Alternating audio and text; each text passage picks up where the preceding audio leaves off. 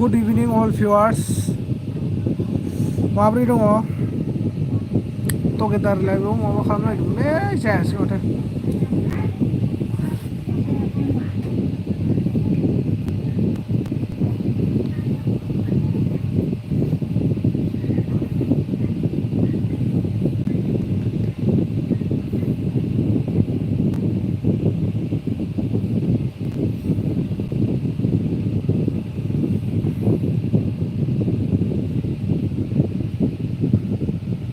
दे comment खालामदो दे।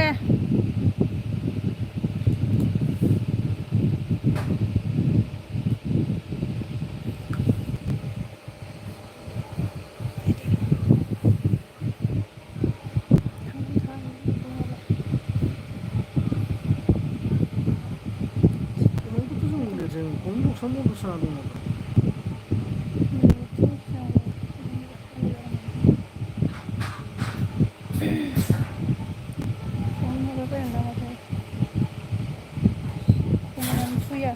नोंबो मस्ला होनोसै।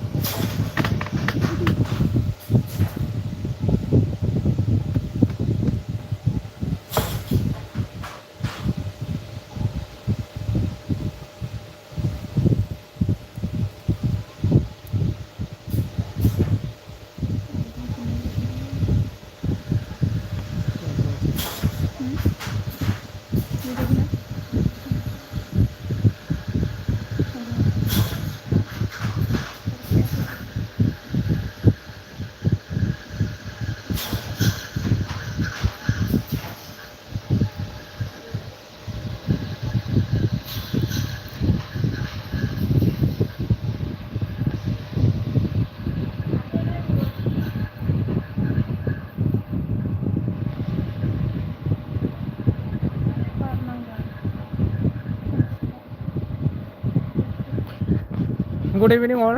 अन्नानै कमेन्ट खालामलायदो दे।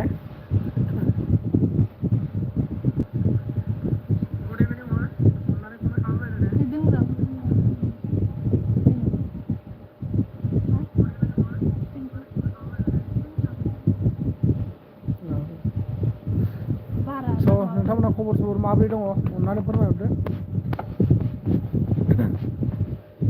भिडिअ लाबोनाय जाथ'वाखै दे दा मोनासो मा जायो।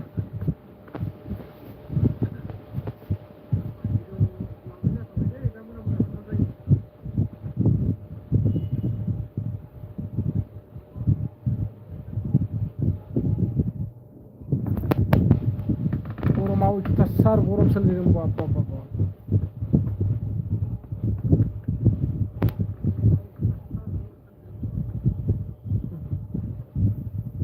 पुसिकेट हेलो भैया। हाँ हेलो जी पुसिकेट बोलिए मा खबर?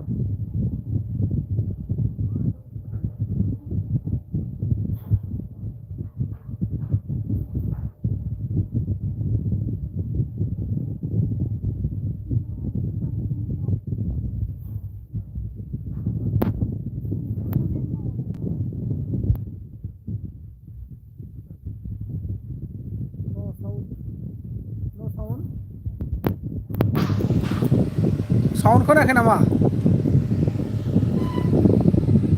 साउंड नहीं आया? साउंड खोनायाखै नामा? मैं तो सुन रहा है यार। साउंड नहीं आया? मैं तो सुन रहा है यार।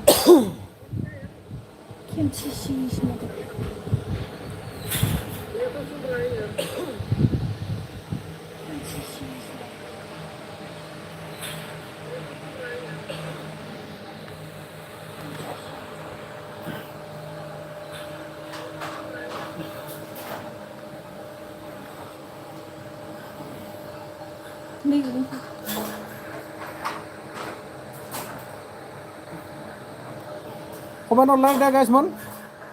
Belasih som nih. Kemarin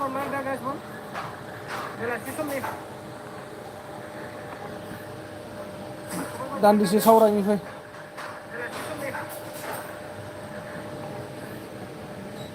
दान्दिसे सावरायनिफ्राय फ्रानो फेटलासो रायलायबाय खामानिया thirty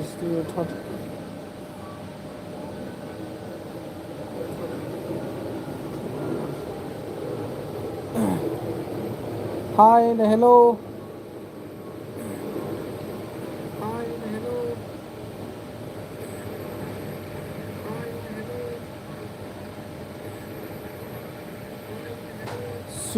Sumit, FFC, SRB, all videos. Hello, hello. SRB, all videos. Hello, hello.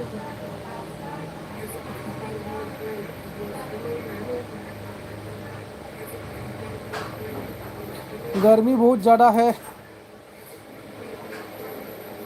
गर्मी बहुत ज़्यादा है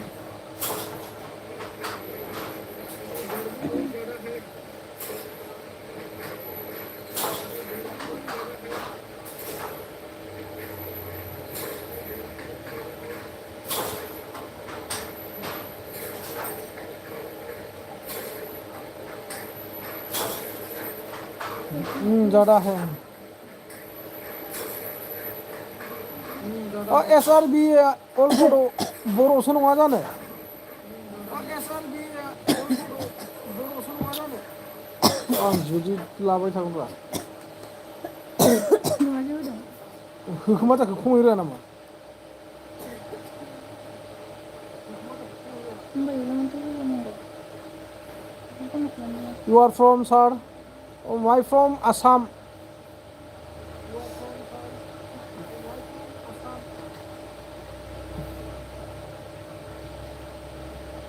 Assam Guwahati.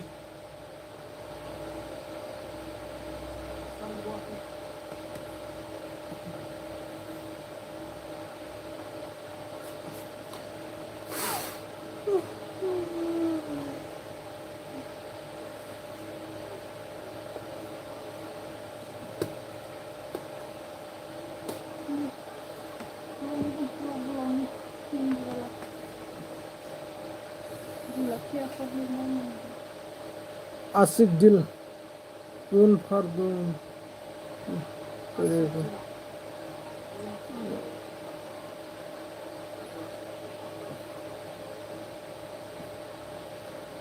Boro. Santi Narjari Boro. Santi Narjari welcome. I am from Golaghat, Assam. Acha. Golaghat, Assam. Thank you. Bodo ya Nagamis.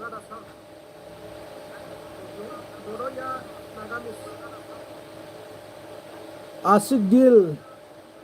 Asik Dil.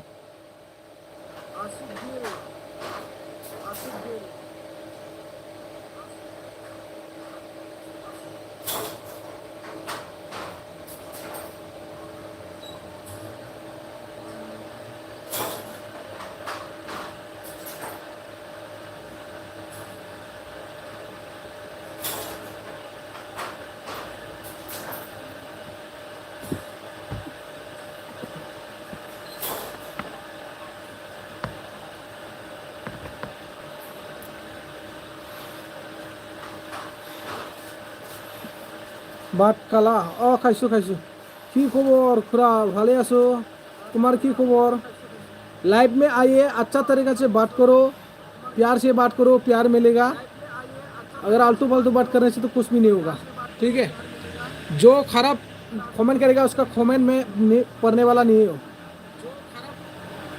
और उसको मैंने support भी नहीं करेगा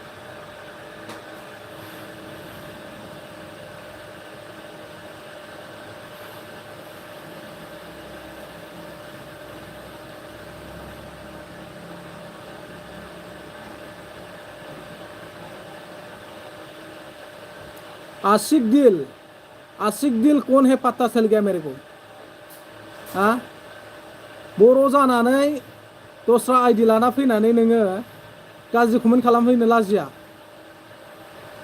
मोजां रायलायब्रा फंबाय जायोना बिनानाव जायो अननानै मोजां रायलायनांगौ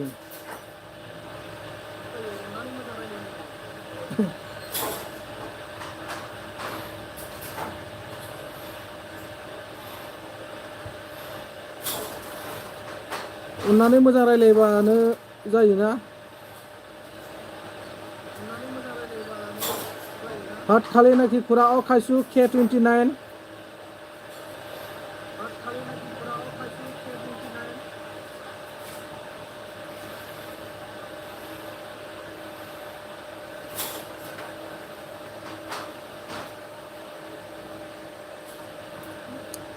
मोजां कमेन्ट खालाम प्लिज बर'सो नामा बर'सो आरो अनजालि औवारि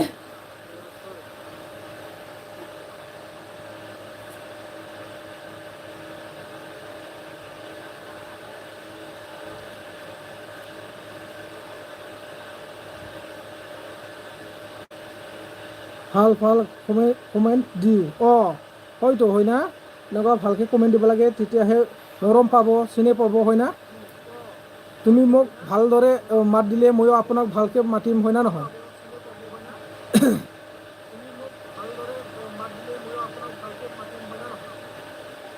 হয় দা হয় হয় নিশ্চয় হয়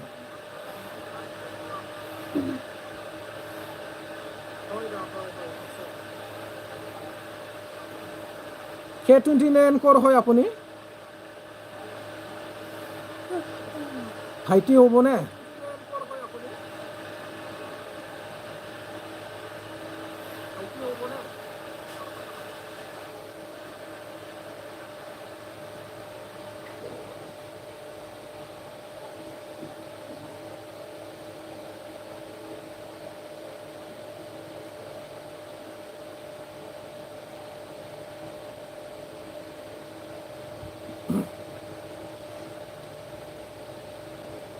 स' बयखौबो गोजोननाय जासियो आंनि बे लाइभआव नुजाफैनो हानायनि थाखाय बेलासि समाव চ' সকলোকে ধন্যবাদ মোৰ ফালৰ পৰা যোনে যোনে মোৰ আবেলি লাইভত আহিছে আশা কৰোঁ যে সকলোৱে ছাপোৰ্ট কৰিব बयनिसिमबो आसा खालामदों नोंथांमोना अननानै बयबो सापर्ट खालामगोन लाइक होगोन कमेन्ट खालामगोन होननानै स' आं दिनै भिडिअ लाबोनो हाथ'वाखै दा मोना मा जायो नायनि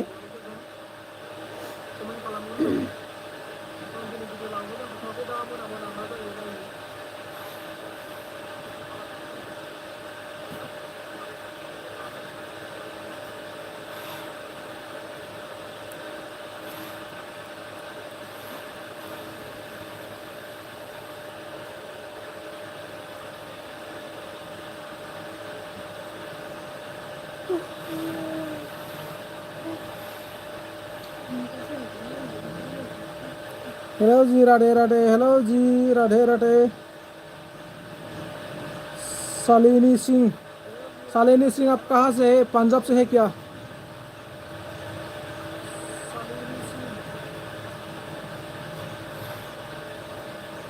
पंजाब से होगा शायद कहाँ से हो आप मैं असम से असम गुवाहाटी और आप कहाँ से है शालिनी सिंह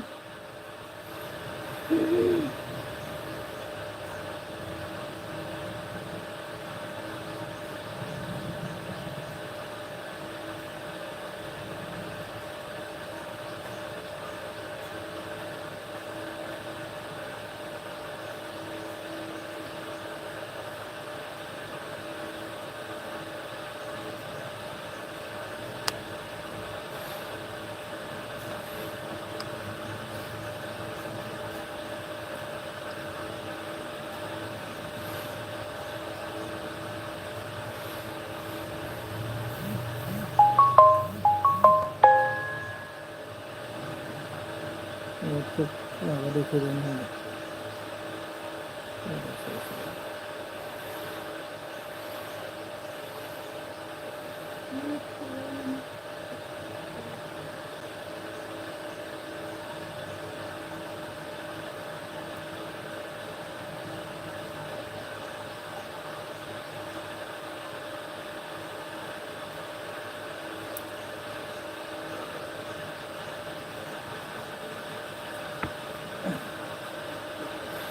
मैं यूपी से हूँ। अच्छा, यूपी से है आप।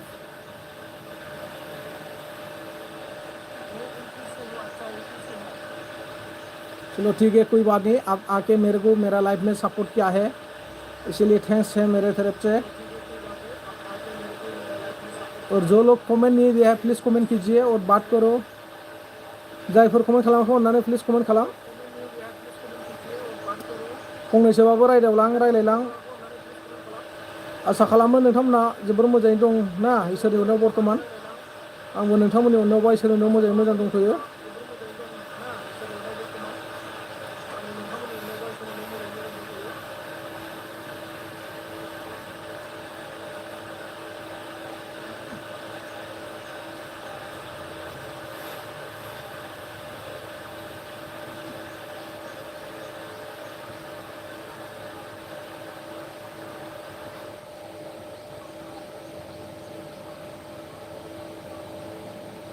मेरे भी सारे दोस्त जब से मेरा चैनल मोनेटाइज हो गया है तब से सब लोग सपोर्ट नहीं करते हैं। ऐसा ही होता है, ऐसा ही होता है। आदमी लोग क्या है ना, जब मोनेटाइज हो गया, चैनल बड़ा हो गया बोलेगा, तो अगर सुन लेगा ना तो बुरा मानता है यार, किसी को सपोर्ट नहीं देता है। और सपोर्ट देने से भी क्या करता है, खराब खराब बात बोलता है और गंदा गंदा कमेंट करता है। ऐसा ही होता है यार आदमी लोग। चलो तो हम किसको क्या बोलेगा, है ना। दुनिया में हर कोई अच्छा नहीं होता है और हर कोई बुरा भी नहीं होता है।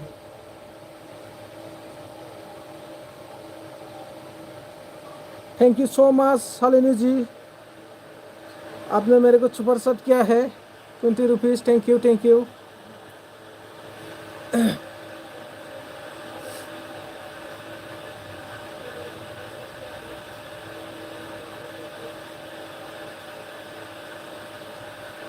और इधर देखो, ये मेरा वाइफ है, मेरा वाइफ है इधर।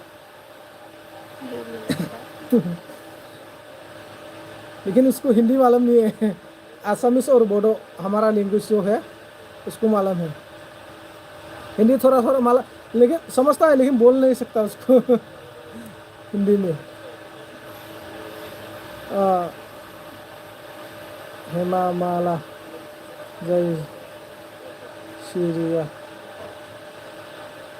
भाभी क्यों ना हम भाई बहन एक दूसरे को मिलकर सपोर्ट करें। हाँ सही बात है। अरविंदा बसुमतारी ब्लग, शालिनी सिंह ब्रो, नोंनो 20 थाखा हरबाय बाय।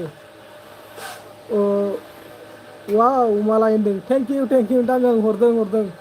आं दिनै फार्स्ट टाइम मोनजेनदों आरो ना, जिन्दगि मोनफेराखैमोन आङो लाइभआव बेफोरबायदि। लाइभआवनो जा भिडिअआवनो जा रावबो हरफेराखैमोन आंनो, दिनै गिबि खेब आरो। बहुत सुंदर है मेरी भाभी, थैंक यू सो मच। और एक बात है शालिनी जी, आज पहली बार आपने मेरे को लाइव में डॉलर सुपर सेट दिया है, क्योंकि आज तक कोई भी किसी ने भी नहीं दिया था मेरे को, अब फर्स्ट टाइम है। जी साइज का बेवाइफोरा, thank you so much. Anjuli Narzary, गोजोननाय थाबाय नोंथांनिसिम, जोबोर जोबोर साबायखर फैनानै कमेन्ट खालामनायनि थाखाय।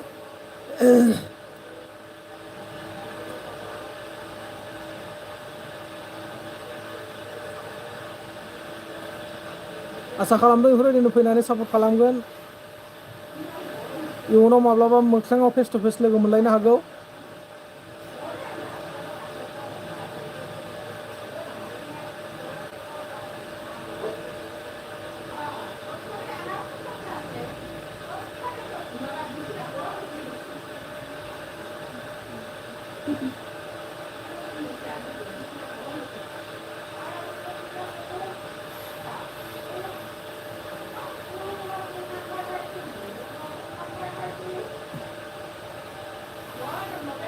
हिंदी में बता करो भाई, मुझे वो नहीं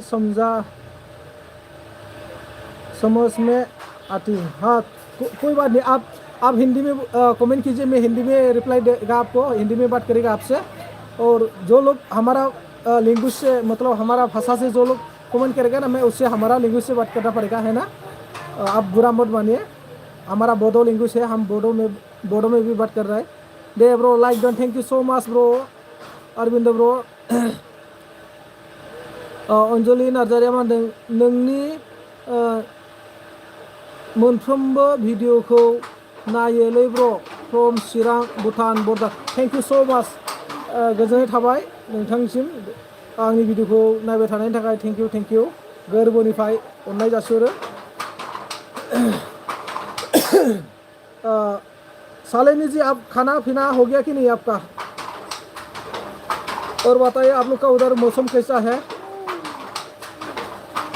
अरविंद ब्रो मा ओंख्रि जाखो जोंहा? सालेनी जी हास्राय, हेलो सार बोरै दं? बुदर वाइटि नै सार मोजाङैनो दङ, मोजां गाज्रि गेजेरावनो।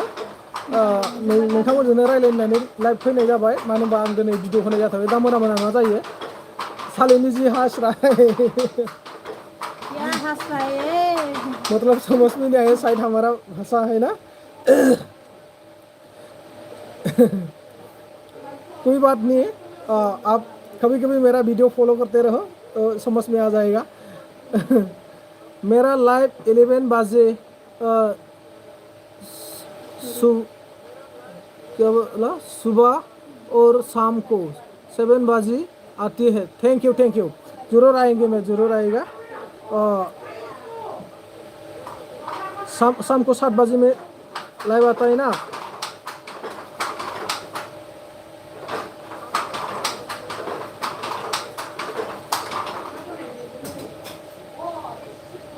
ये देखिए शालिनी जी, मैं आपको सब्सक्राइब कर दिया। देखिए मैं जब नोटिफिकेशन भी ऑल कर दिया, जब आप लाइव आएगा ना तो मेरा पास आपका नोटिफिकेशन आ जाएगा। और जोंहा अरविंद ब्र'आ मा होनदों, गैयालै दालि आलु भाजाल' ब्र'नो। जेबो नङा दे ब्र', माथो खालामनो उफाय गैया, जोंनाबो भाजासो, जोंनाबो जेबो गैया। दिनै मा भाजा मोनथाय जोंना? माबा सरि, आंना मोनानि पटलजों आलुमोन, पटलजों आलु ओंख्रि लाब्रा थांबाथां आरो। बहुत धूप है भाई। अच्छा, बहुत धूप है आप लोग का उधर में? हमारा इधर में भी बहुत धूप है। हम सुबह से अभी तक पूरा पेन चला के रखा है। क्या होगा बाजिया सेरेरे साइस्टार। नहीं, थैंक यू। सेरेरे तो आरो ना फिसासानो।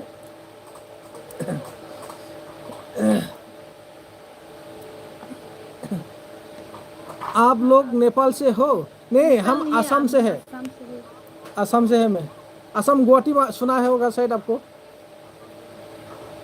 गुवाहाटी सुना होगा और तेजपुर सुना होगा आपको। हम तेजपुर का है, फिर भी हम गुवाहाटी में रहता है।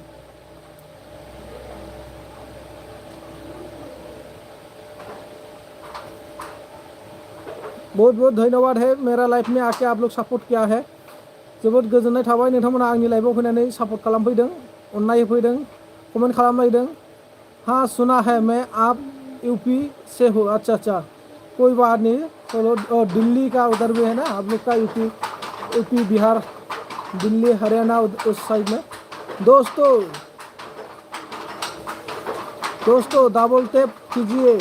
हाँ, डबल टैप कीजिए, डबल टैप। ये टीना बोरो है ना, टीना बोरो मेरा सिस्टर है। आप मुझे भी एक सपोर्ट करना, ओके? ठीक है, करेगा, जरूर करेगा।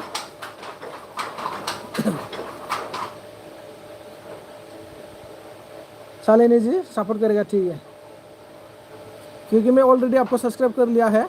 और जब भी आप वीडियो डालेगा तो मेरा पास नोटिफिकेशन आ जाएगा, लाइव डालेगा नोटिफिकेशन आ जाएगा। शुभ राभा, हाय, हेलो शुभ राभा, वेलकाम।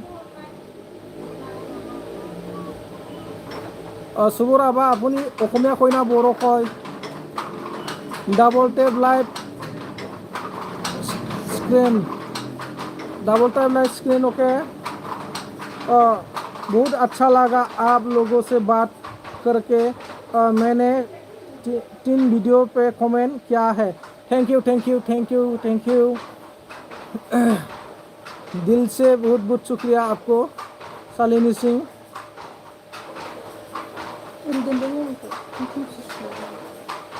और आपका वीडियो में भी थोड़ा व्यूज़ भी आता है ना, पॉपुलर व्यूज़ तो आपका 22,000 तक व्यूज़ है शायद। हाँ, 4 वीक का वीडियो आपका 22,000 व्यूज़ है।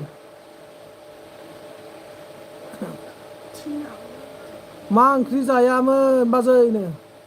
जोंहा ओंख्रियानो गैया माबासो मा होनो सुपर साट करने से फाथो भाजा ओमफ्राय चैनल ग्रो दानिया होता आलुजों है। पटल। सुपर साट करने से चैनल ग्रो होता है, लेकिन मेरे को मालूम नहीं है। मैं आज पहले बार आपसे मिला है और सुपर साट कैसे करता है मेरे को मालूम भी नहीं है। सही बात, आज तक मेरा चैनल 33,500 नहीं 600 हो गया ना सब्सक्राइबर, फिर भी मेरे को सुपर साट कैसे करता है मेरे को मालूम नहीं। आज तक मैंने किसी को भी कर नहीं पाया। जब करने के लिए जाता है तो एक पासवर्ड मांगता है, वो क्या चीज़ का पासवर्ड मांगता है मुझे समझ भी नहीं आ रहा है। गूगल पे का मांगता है या कोई सीक्रेट पासवर्ड मांगता है, उसको समझ भी नहीं आया मेरे को। बुदर वाइटिया मा होनदों आंहा टाइम गैथ'वालै सार डिउटि दं हाथ'दो। औ दे दे दे दे जेबो नङा दे खामानि गोनां दे खामानि मावना ला दे। जोंहा आलु लेस्रासो मोन बाजैनोबो। माथो बिदिनो जासाबबायाबा जेबो गैया। आलुजों लेस्रामोन आरोना नानिमोना। नानिया फैयाखै दिनै लाइभ। नानियासो गोगोम गोगोम मोनोलै।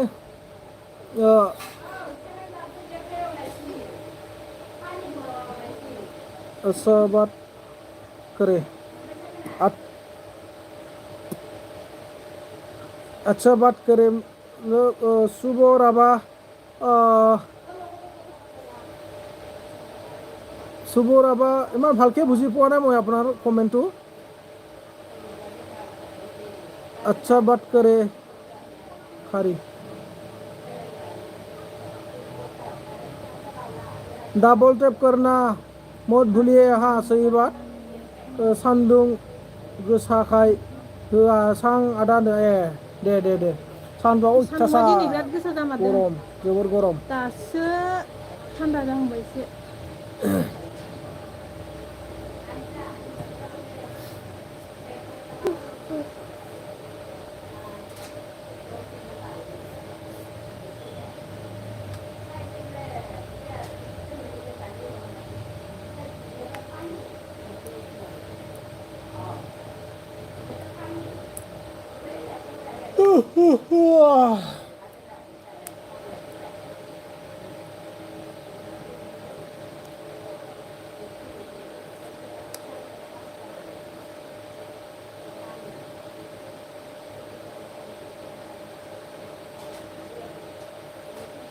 अन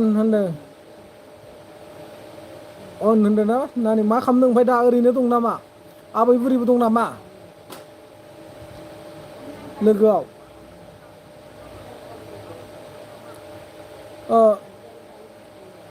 जो बगल में से होता है वही से होता है। जो आपने चैनल बनाया है उसी का पासवर्ड मांगता है। अगर भूल गए हो तो एक बार फिर से बदल कर लिंक लो, फिर वही पासवर्ड डालना। मेरे में भी वही प्रॉब्लम थी। अच्छा अच्छा, मतलब जो चैनल बनाया था उस गूगल का पासवर्ड मांगता है ना? हारसिंसो दं। अच्छा अच्छा। ओमफ्राय जोंहा अरबिन्द बसुमतारी ब्र'आ मा होनदों टिना बर' नों लाइभ फैयाब्ला रिल्स बानायदो, गोदान कन्टेन्ट लाबोदो टिना होनदों।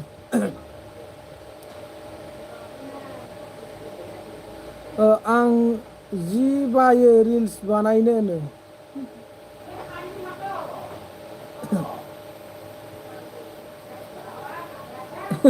रिल्स बानायबाय नामा? लाइभआवनो मोनखायोलै ना नानि।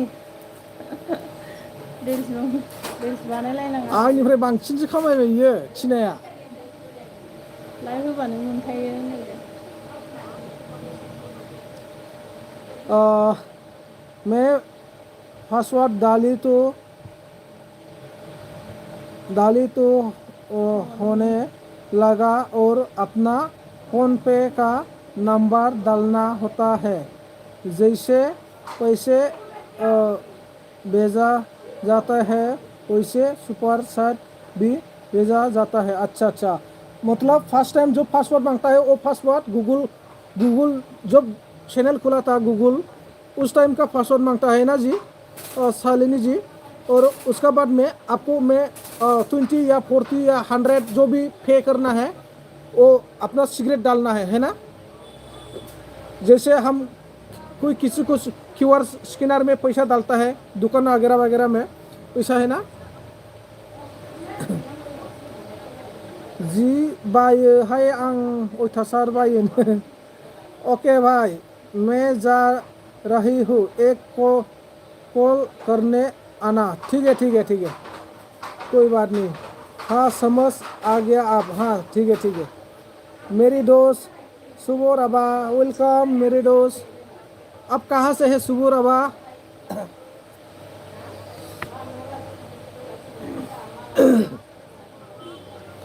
अपनी कोरपरा है सुबह रबा।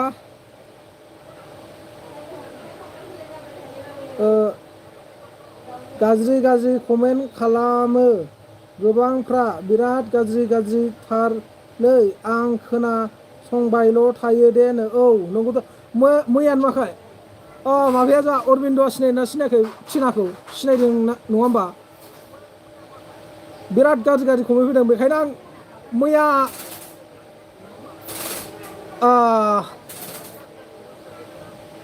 सना ना मा आइडिजों थांदोंमोन ना आङो।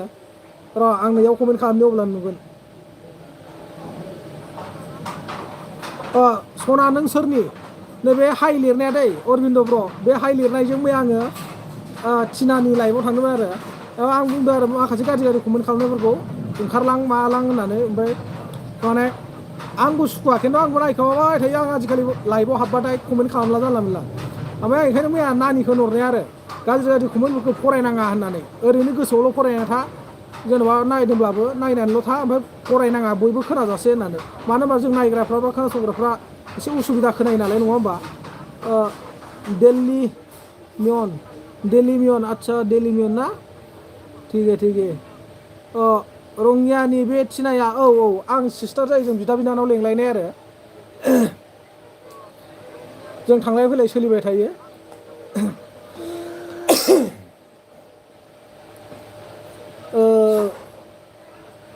गोलाव गोलाव बारखायो आं कमेन्टखौ नै गोलाव गोलाव बार बिदिनो बारनांगौ माने बारनायखौथ' फरायलां अरजाया फारसेनिफ्राय फारि फारि। ओमफ्राय बे गाज्रि कमेन्टखौ बयबो खोनाजासे फरायनानै खोनाहोनाङा आरो थारमाने नङाबा नायग्राफ्रा किसुमान माने खोनासंनो उसुबिदा मोनोना बिदि आरो। आंना मबाइलानो गंनैबो हाइ स्पिड नेट नांजोब्बाय मा खालामबावगोन खर' गरम जागासिनो सप्तासिम बारबाय। आजिखालि 249नि रिसार्जजों 2 ना 3 आं 249 सोमारदों खोमा रिसार्ज ओंखायनो 249 खोमा।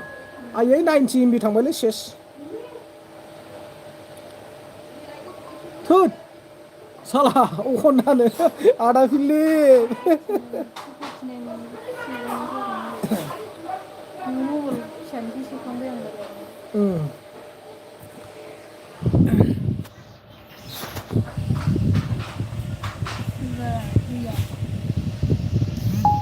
एक सेकेन्ड गाइसमोन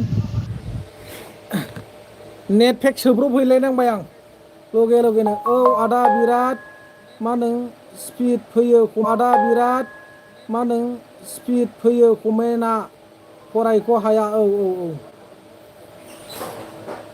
हाइ स्पिड नांगासिनो दं आंना दासाननैसो नेट पेकआनो उफाय गैया। एक्सट्रा MB सोनांगासिनो दं। नों जुदि इउटुबजों जाथारनो गोसोब्ला आं मोनसे आइडिया फोरोंगोन दे लागाव ना फनावसो।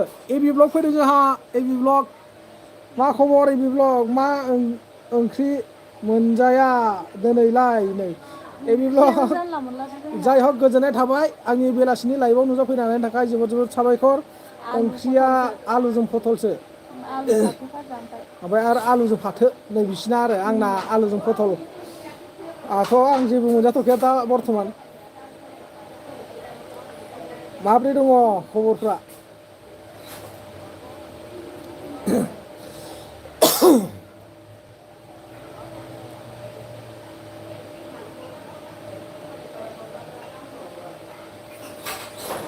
ए गोथाव दे होनदों औ गोथावखौनो होनांसिगोन माथो खालामबावनो नङा होमबा?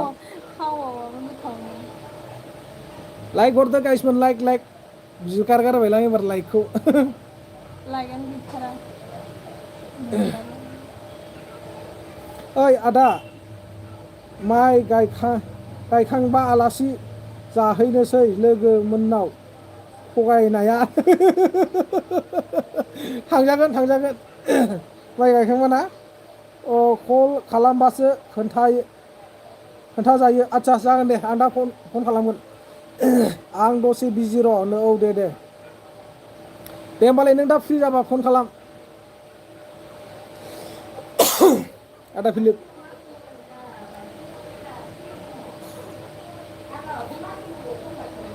सिक्स लाइक हरबाय थेंक इउ आदा K29 আপোনাৰ ঘৰত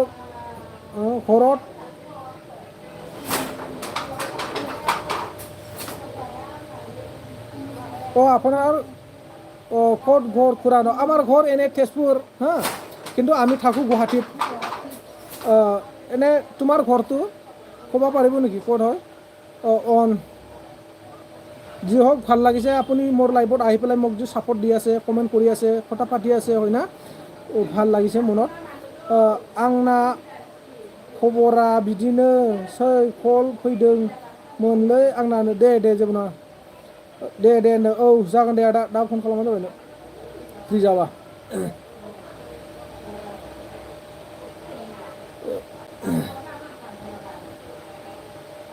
रातुल बसुमतारी फैदों जोंना मा बाहागि बै बाजै नामा देलायलायलै होनदों औ नंगौ बेनो आंना लकेल हान्टार होनो हेल' हाय आदा हेल' हाय लकेल हान्टार माब्रै दं खबर सबर 29 মই থাকোঁ गुवाहाटी बेहरबारि আচ্ছা बेहरबारि থাকে না দে এনে অৰিজিনেল ঘৰ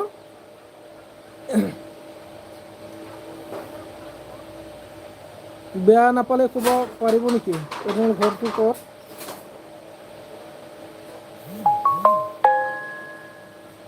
सिना नानिया मा ओंख्रि जा आं ओंखारथ'बाय दे आदा औ जागोन दे नै क'क्राझार आচ্ছা क'क्राझार थांनो मोनाबा your data is running low click more details बाजै हाम्फेया बेना माया बाजै नामा बाजै खान्थे हाम्फे आं हाम्फे नङा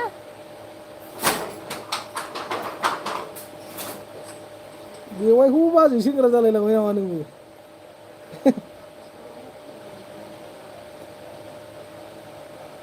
हान्टारा जाहा मा होनखो लकेल हान्टारा आदा सापर्ट खालामदो आंखौनो आচ্ছা चेनेल नामा फंबाय बहानि जाखो नोङो गोदान नामा दिनैसो एसे फार्स्ट नुनाय बायदि मोनदों मोननायाथ'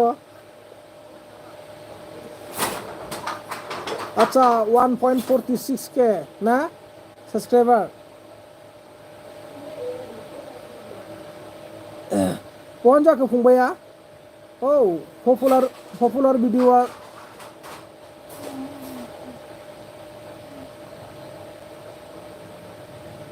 पपुलार भिडिअ 16,000सिम दंना 16,000 10,000 1 इयार्सनि भिडिअ ना ओमफ्राय जागोन दे खालामबाय आङो अल नटिफिकेसन खालामबाय नै फंबाय साबसक्राइब खालामबाय हा लकेल हान्टार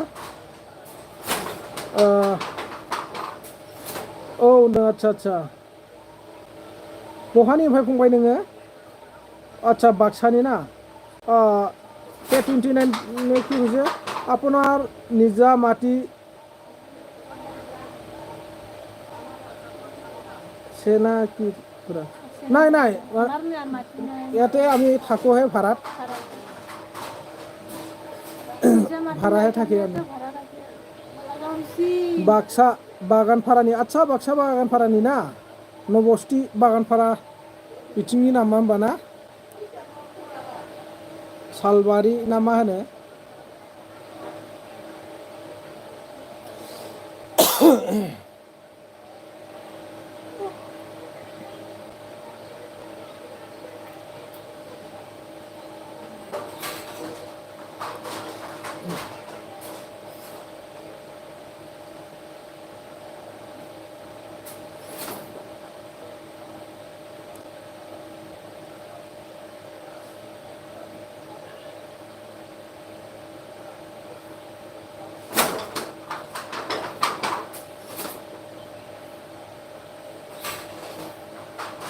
बागानफारा नबस्थि खाथिनि आदसा आदसा बागानफारा नबस्थि खाथिनि ना आं नबस्थियाव थांखांबाय नबस्थि बरबरि ओमफ्राय इथिंजाय उदालबारि ना मा होनो बिथिं थांखांबाय आङो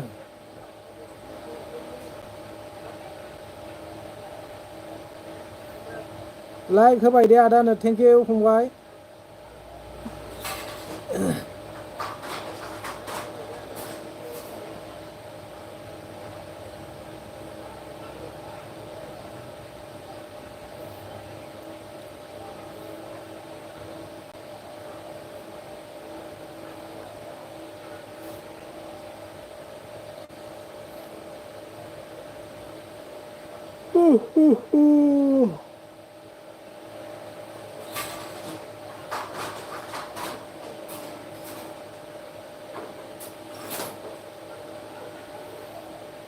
কি চব্জি খালে খুৰা আজি আমাৰ আলু আৰু পটল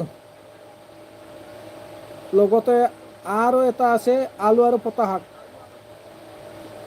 इयो भाजि दुटाও भाजि माने आंनि नामखौ रायखांना खोन्थारा गावहा होथारा गावआनो आदसा माथो बिजि होनलाय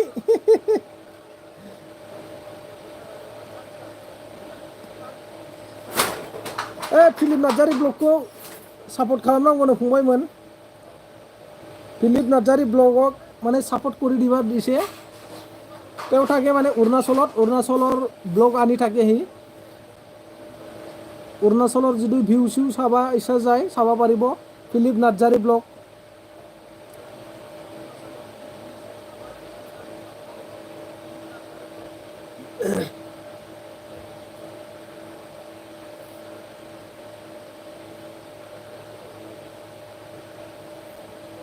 अरविन्द बसुमतारी जोंहा बिथाङा आंखौ दे आं दोनथ'बायलै आदा औ जागोन दे जागोन गोजोननाय थाबाय अरविन्द नोंथाङाबो फैनानै बा फंबाय आंनि लाइभआव फैनानै सापर्ट होफैनायनि थाखाय गोबाव सम बायदि थाबाय नङा होमबा बिदाय लानो हासिगोन दे হয় নাকি খুৰা হয়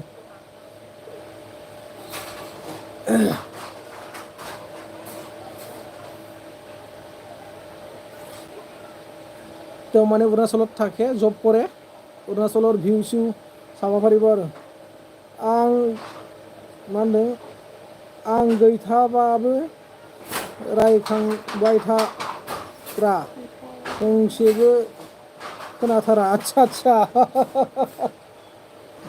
नंगौ नामा गैयाबालाय बोरै नोंखौलाय रायखांबाय बा मालाय आदाया जोंसिनबाय माथो फंबाय जाखांफु फिल्म प्रडाक्सन बेसेबांबा गोबावनि उनाव दिनै लोगो मोनलायबाय ना माबोरै दं फंबाय खबर सबर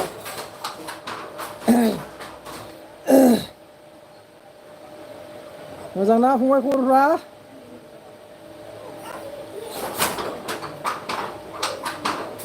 आदसा दे मा ओंख्रि जायामोन फंबाय ओमफ्राय दा बहा दङ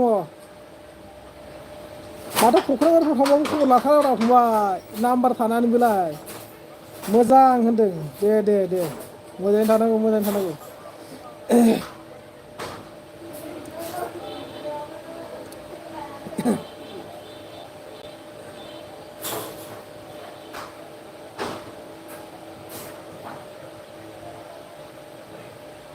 न'आवनो आच्चा न'आवनो आरो ना दे दे अननानै सोर सोर गोदानै फैदों लाइक खालाम अननानै प्लिज फैदो गोदान लोगो जानि होनो औ सोर सोर लोगो गैया लोगो जालाय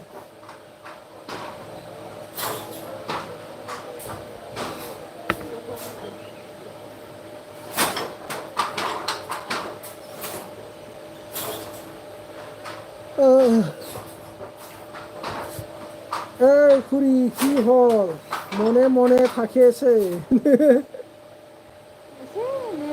কি কথা পাতি পারি এটাই কথা পাতি আছে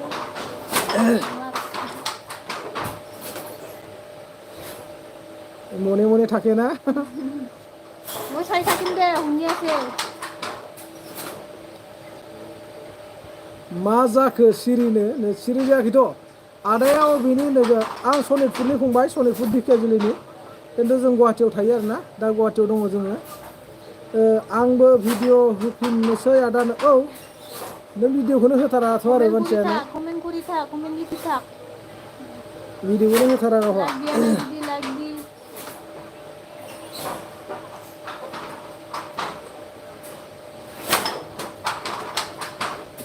भिडिअखौ कन्टिनिउ खालामनांगौ कन्टिनिउ खालामनांगौ ब्लग बा गैयाबाबो सप्तायाव मोनसेखौ होथारनांगौ दे ब्लगफोरबा मोनसे मोननै बेफोरबायदि आरो बाखि रिल्सबो होदेर जायो आरो जोंनि बायदि कन्टेन्ट लाबोबाथ' दैलिक नांथारगोन दिनाव मोनसेब्लाबो होथारनांगोन नोङो नङाबा जुदि नों 15 दिनसो जिरायबाय गासिबो थुख्लायजोबखायो गासिबो डाउन जाजोबखायो बेबो बेमार नांबाय नोङो इंलिया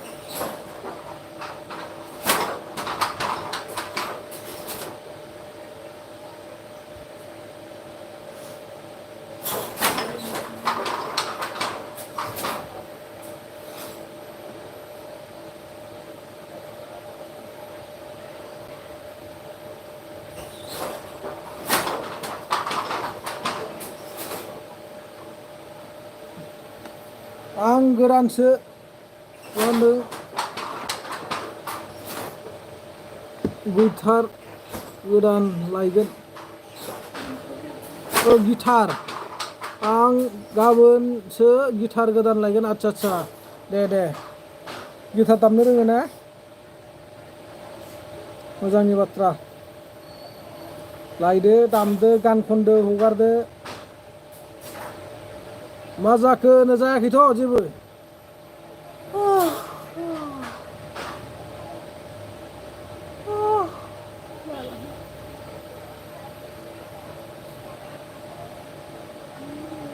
सोलोंनि औ दे सोलों नाजानांगौ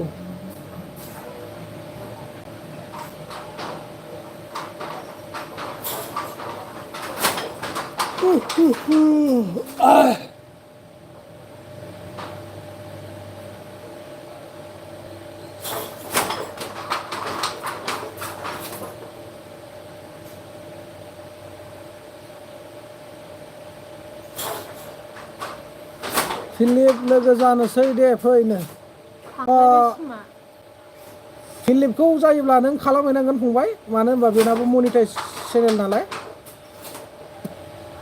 मालाय गिदिरसो ना बैसोआबो गिदिर मानसियाबो गिदिर आरो चेनेलनि बैसोआबो गिदिर नालाय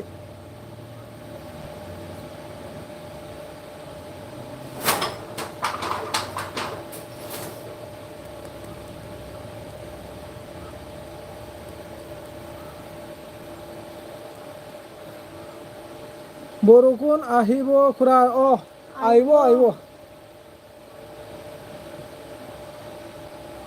বৰষুণ আহিলে অলপ ঠাণ্ডা পৰিলে হয় কিন্তু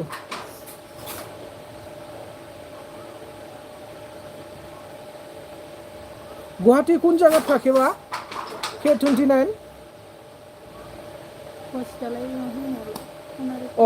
বেহৰবাৰী না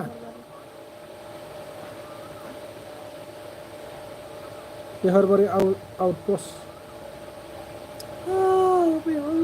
फैलाव मोनायाव थायोमोन आरो बेहरबारि হয় পাহৰি গৈছিলোঁ মই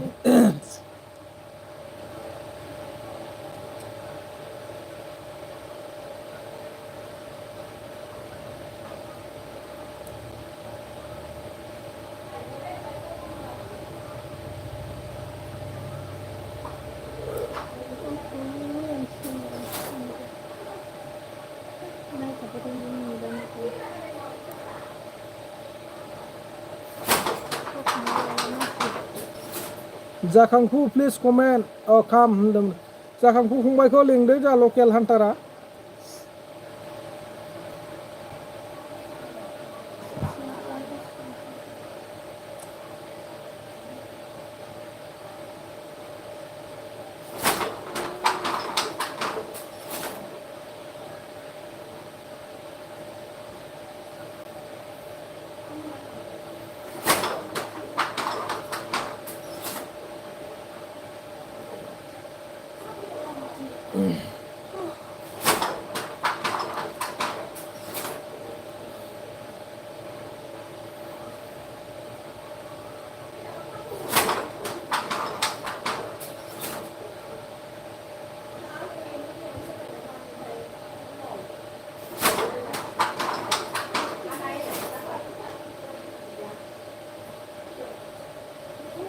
अके फ्रेन्ड र' होनना बुंदो जाखांफुआ जा हान्टार फंबायखौ सापर्ट खालामनो नागिरदों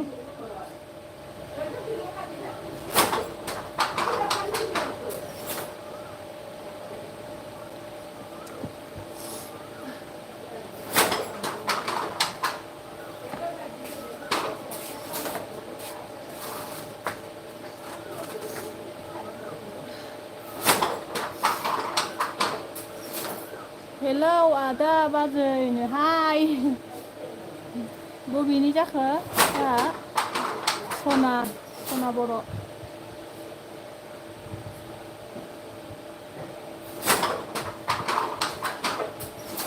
सना बर' मा ओंख्रि जोंहा आलु भाजासो जेबो गैया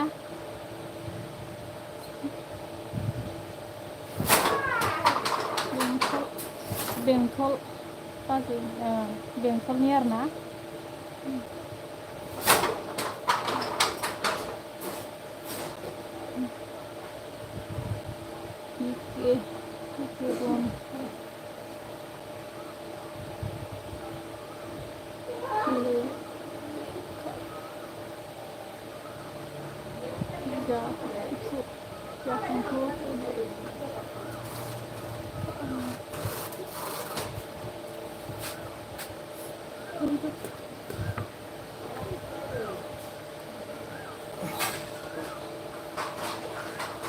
जोंहा सना बर' फैदों मा ओंख्रि जाखो बाजै होनना बुंदों बेंटल बाजै आदसा बेंटलनि आरोना लाइक दोन थेंक इउ गोजोननाय थाबाय सना बर'निसिम जाखांफु सापर्ट खालामना होबाय प्लिज बेक होनना बुंदों जाखांफु फंबाय बेनिफ्राय बेक बिदों जोंहा लकेल हान्टारा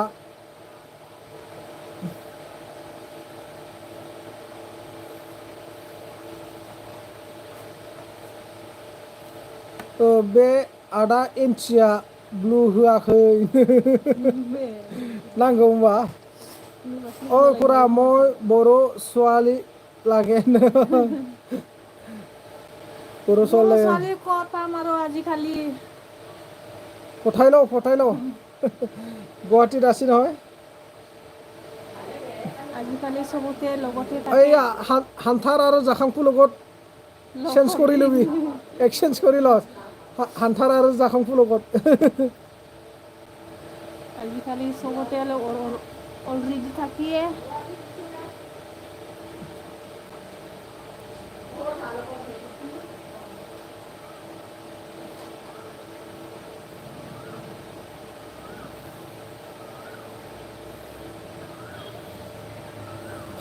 माबाना लकेल हान्टारनिया सार्च खालामनायाव फैयाखै नामा जाखांफुंबाय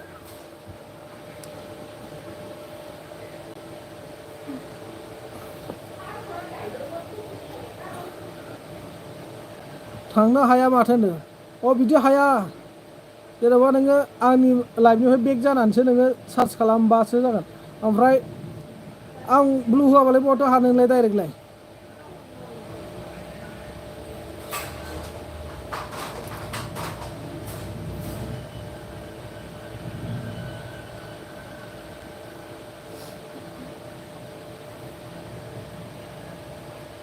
মই অলপ बर' भाषा जाने पुरानो आच्छा अलप जाने ना जाखांफुंबाय हाहिबाय करिसे जाखांफु फंबायथ' मिनिबाय करिसो दै बिदिसो नौ आं नोंनो गोथां होबाबा नों दा खोन्थालांगोन ना खोन्थालाङा ब्लड खारना होबा आरो खमाव एब्रेलायना आंहा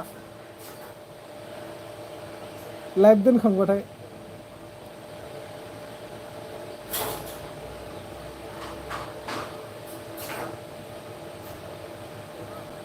गैलालै गंसे नेट पेक गैला सेस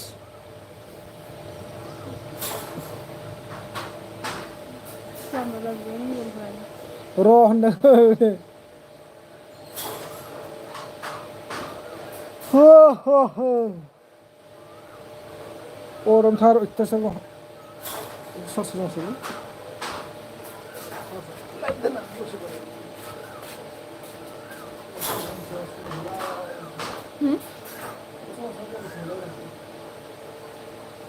बेसेबां लाबायनो हागोन नोङो फरायनो थांनायबा ओइ लामाफ्राव ओइफ्राव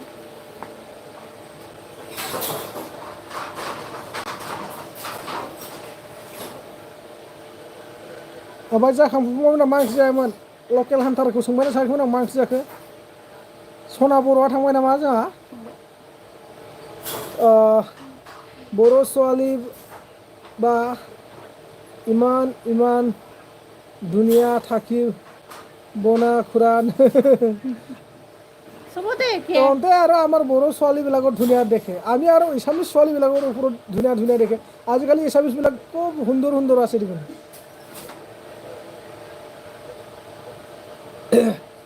আমাৰ বড়ো ল'ৰাবিলাক আৰু এছামিছ ছোৱালী পঠাব খোজে কিন্তু পঠোৱা নহয়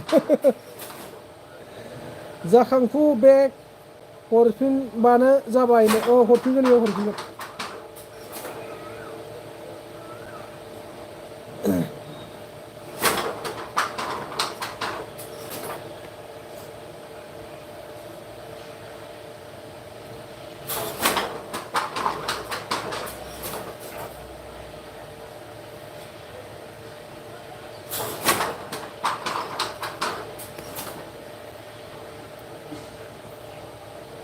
लकेल हान्टारखौ मा ओंख्रि जाखो होनदोंमोनलाय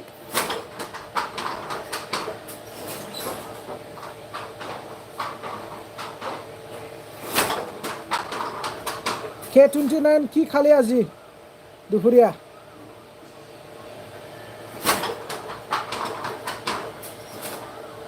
মাছ মাংস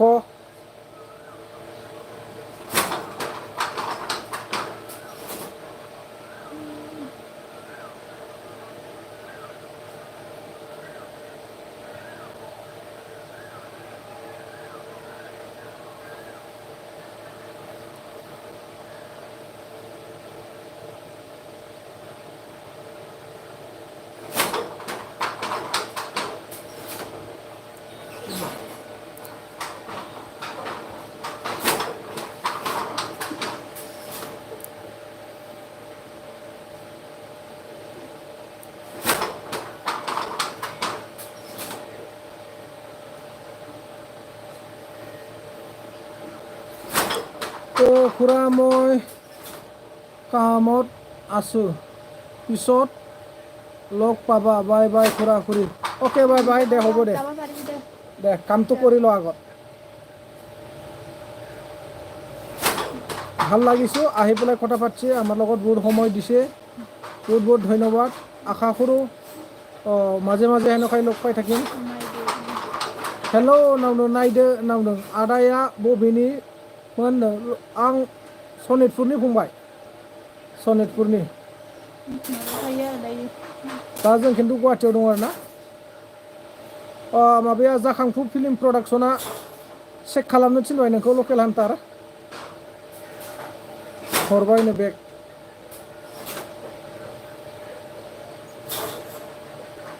औ होननावनो अके नावदो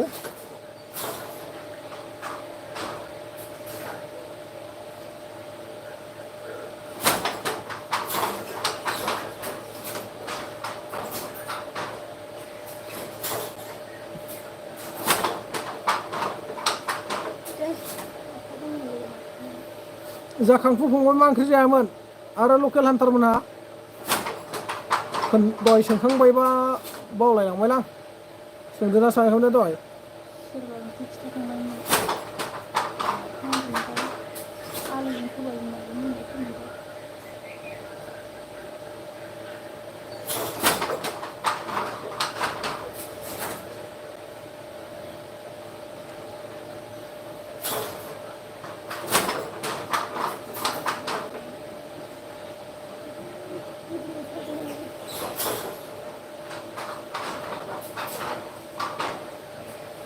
ओइस राभा आदा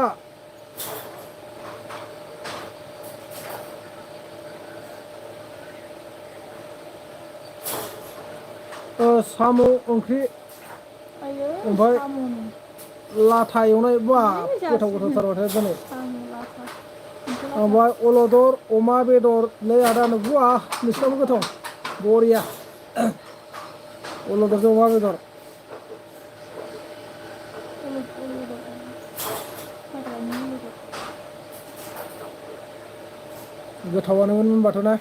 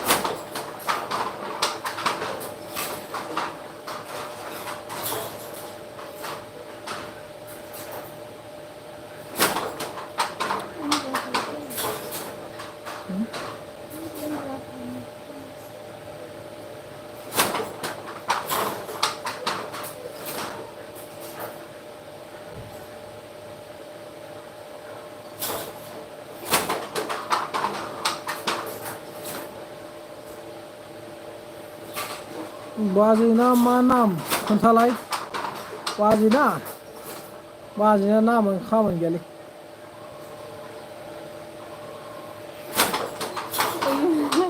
सिलिमाव खोन्थानो लाजिनाय बिदि जादों माखिमावनो बाजै नामखौ फाथैनो खोन्थानोबो बायोलां गाबज्रिनोबो बायो आं खामानि गैया बिनि नामा सिख्रि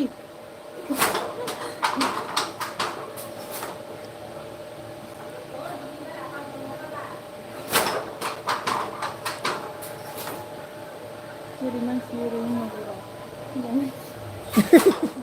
मिनिदो जेरै मानसि ओरै नाम सानना लादो मा नाम होनलायदो मानो ओरैनो खामानि गैया गावसोरनो दोनदों नामखौ आंसो दोनलाय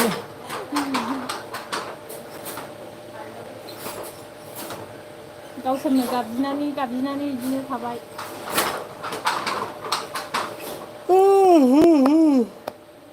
गामियाव गाबज्रिलाबायनो जेरावबो थाजोब्बाय डकुमेन्टसखौ गुवाहाटि बबे जायगायावनो जोंना एयारपर्ट खाथियाव फंबाय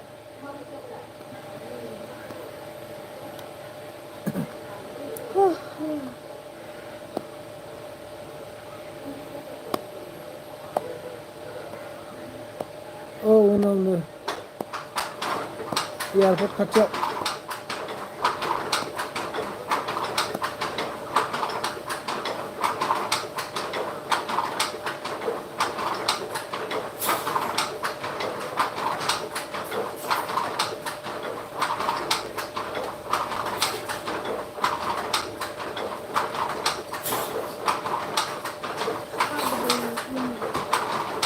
आंनि भिडिअखौ नायना बोरै मोनो कमेन्ट हर जागोन फंबाय जागोन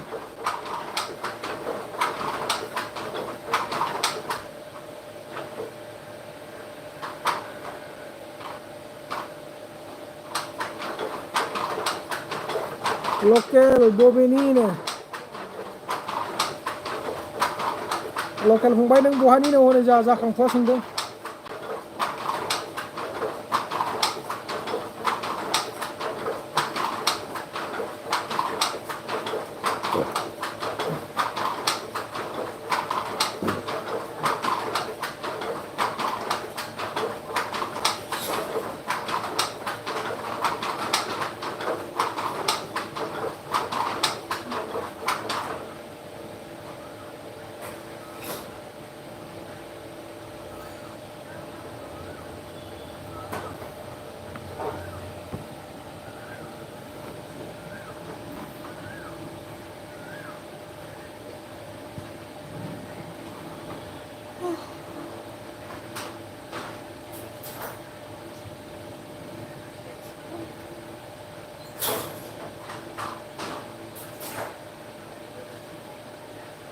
दुगैनांसिगोनलै फंबायमोन गरमफ्रा एसे थान्दा मोननो नागिरदों बेरायलाबायनांसिगोन एसे মই আৰু আকৌ আহি পালো খুৰানে আচ্ছা আচ্ছা দে ধন্যবাদ ধন্যবাদ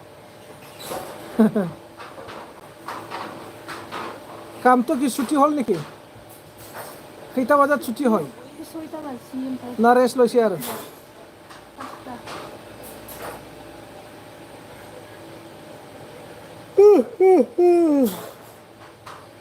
কথা পাতি ভাল লাগছি কেনে পাইছি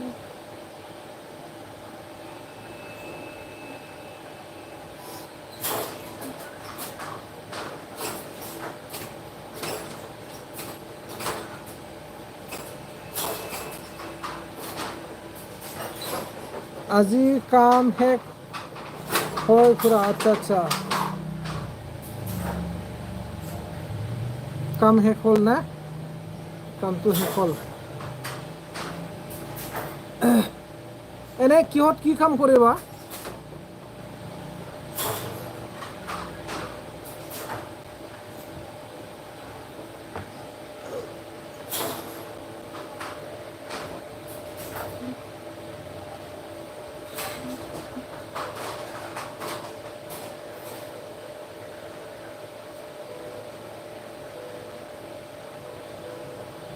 माखौ मिनिखोलै जाखांफुंबाय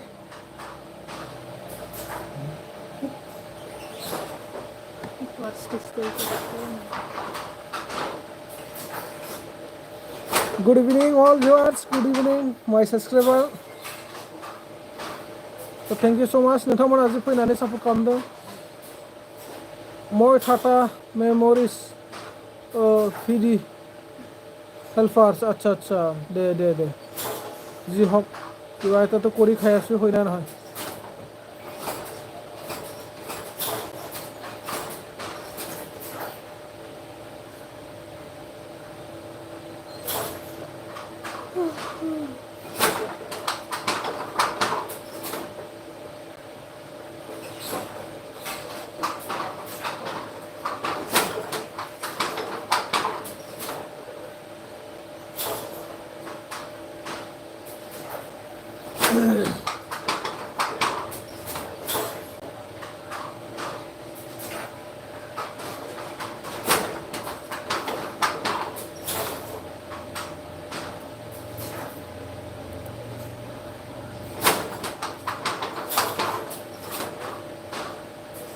गुड इभिनिं गासैनिसिमबो गुड इभिनिं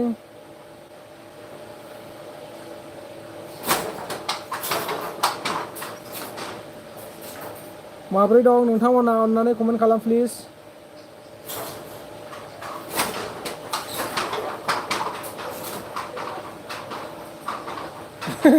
जाखांफुंबाया माखौ मिनिबाय थाखोलै एफा फट ब्लां ब्लां सिनानलाय आंसो मिनिहरगासिनो नङा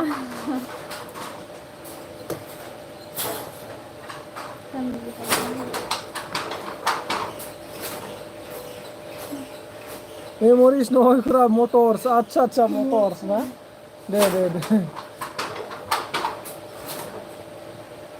সরি দে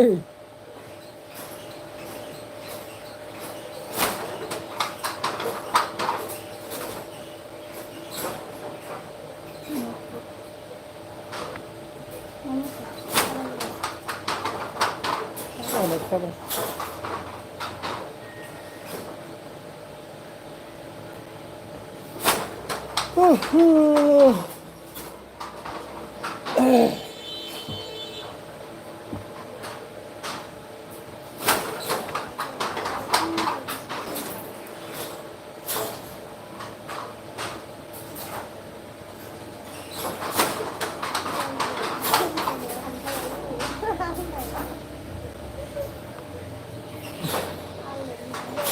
বৰষুণ পৰে আছে খুৰা আচ্ছা বৰষুণ পৰিলেই নেকি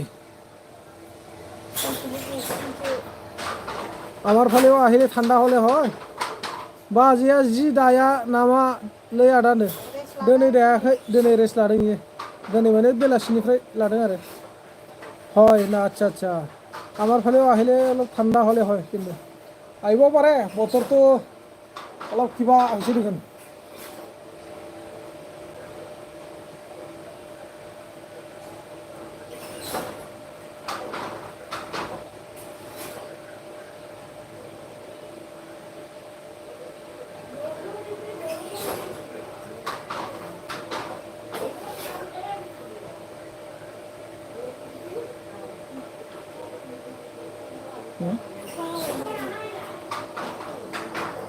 বৰষুণ পৰিলে নেকি চাব যাওঁ আৰু অলপ বাহিৰত বৰষুণ পৰিছে না নাই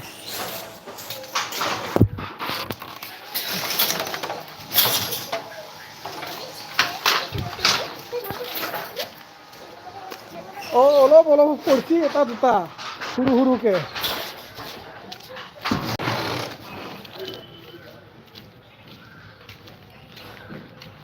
অলপ অলপ পৰিছে বৰষুণ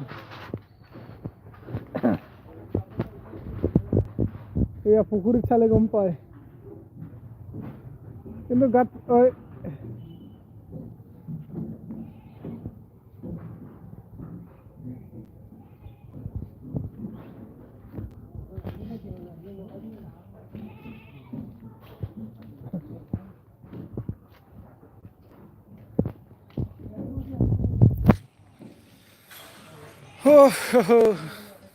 ভিতৰত পুৰা গৰম ৰুমৰ ভিতৰত न' सिङाव बिराद गरम रुम सिङाव अयथासार गरम बाहेरायावनो स्रां स्रां मोजां जाथार माथो अखा हामारसिगोनलै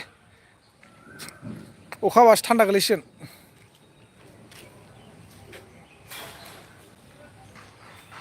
जोमैया बाबा मेघ माखासा খুব ধুনীয়া সুন্দৰ লাগিছে দেই মেঘটো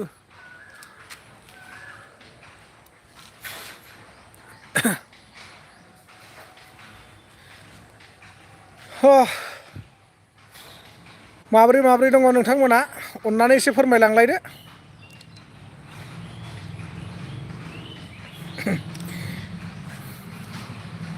भिडिअ लाबोनाय जाथ'वाखै दिनै दा 8टासोआवसो मा जायो थालिर बिफां दंलायो औ थालिर बिफां दंथ' आरो नै थालिर बिफां दङ পুৰা কলা কলা হল পুৰা কলা কলা হৈ গৈছে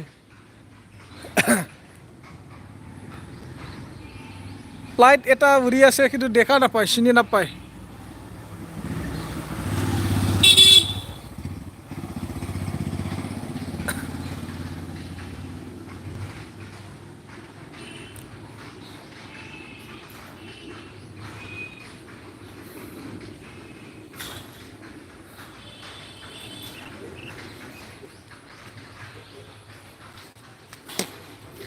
দোকানৰ লগে যাই চাম ৰ তামোল দোকানটো খুলিছে না নাই এটা তামোল খাই আহিম গৈ জানো দিলে গৈ খান্দিছে যাহিনি ৰ খুলিনা খোলাখি দোকানটা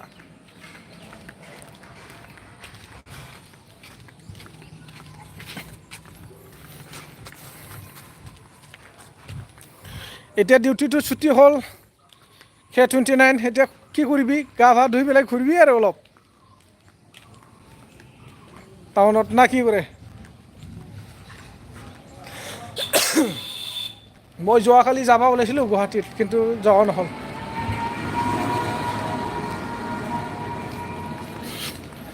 যাই থাকোঁ মই মাজে মাজে কোকৰাঝাৰত এটা বড়ো ল'ৰা লগৰ আছিলে মানে তেওঁ এতিয়া মানে চাইনা বৰ্ডাৰত গ'ল চাইনা বৰ্ডাৰত সেই যোৱাৰ পৰা মই যোৱা হোৱাই নাই গুৱাহাটী যাম ৰ কেইদিনমান পিছত তামোল দিছোঁ এটা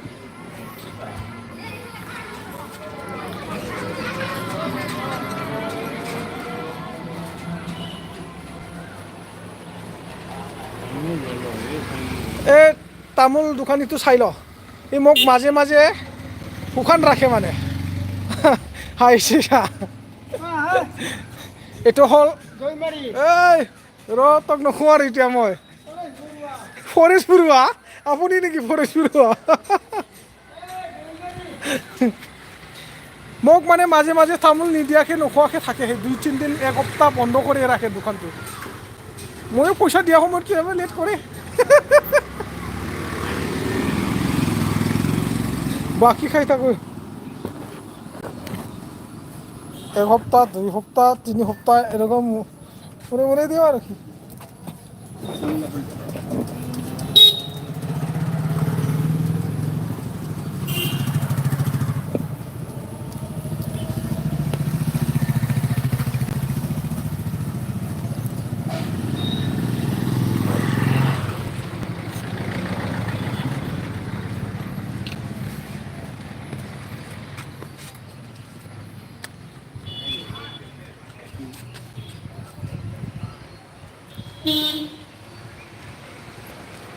আমাৰ ইয়াৰ পৰা जोंनानिफ्राय ब्रह्मपुत्र दैया बास थाबायनानै थांबा 5 मिनिट लागोन आरो ब्रह्मपुत्र नदी ইয়াৰ পৰা খোজকাঢ়ি গ'লে আমাৰ 5 মিনিটমান ল'ব বেছি সময় নাই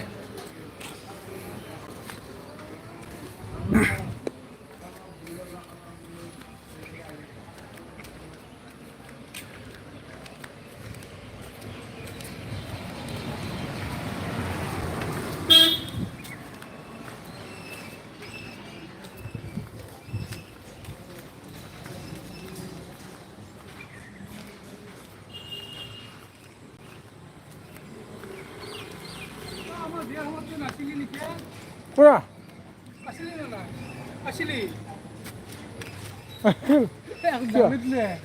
কিয় বিয়াত মাতা নহ'ল না বেয়া লাগি হ'ব একো নহয় হ'ব বেয়া নাপাবি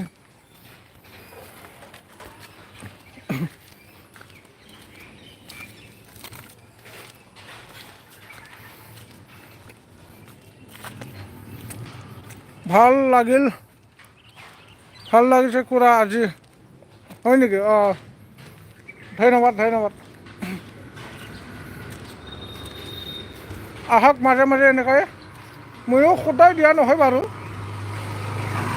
মই ফেচবুকত দিয়া হয় কিন্তু ফেচবুকত দি থাকোঁ মই মাজে মাজে লাইভটো কিন্তু ইউটিউবত বহুত দিনত মূৰে আহে মই আগৰ সময়ত দি আছিল ইউটিউবতো কিন্তু আজিকালি অলপ কম হৈছে মই ইউটিউবত লাইভ অহাটো কাৰণ মাজত 1 বছৰমান মোবাইলটো চেল্ফি কেমেৰা বেয়া হৈ থাকিল না সেইকাৰণে লাইভ আহিব পৰা নাছিল কাৰণ লাইভ আহিলে মানে ফ্ৰণ্ট কেমেৰাটো লাগে দৰকাৰী হয়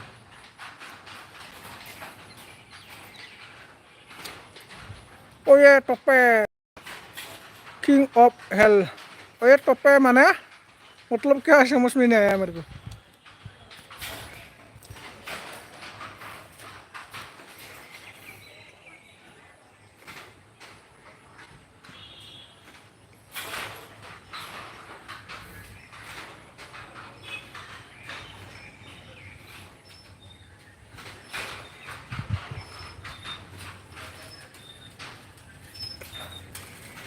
মই আপোনাৰ ভিডিঅ'টো সদায় চাইছোঁ আচ্ছা থেংক ইউ গোটেই চাইছোঁ ভাল লাগিছে ধন্যবাদ বহুত ভাল লাগিছে অন্তৰৰ পৰা আপোনাক বহুত ধন্যবাদ দিছোঁ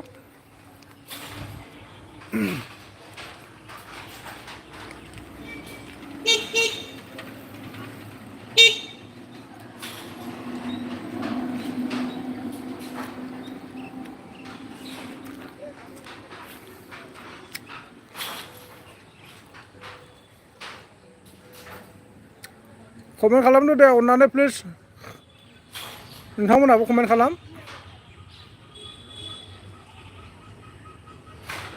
মই একটা কথা সুধিম খুৰা কওকচোন কি কথা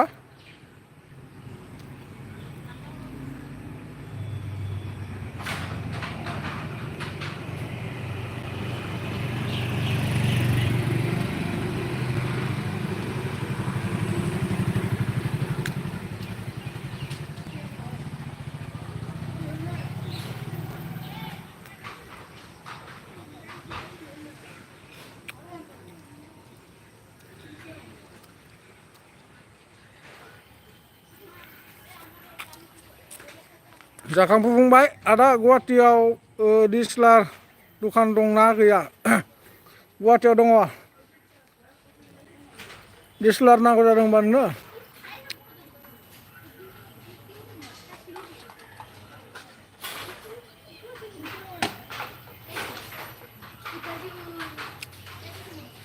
ও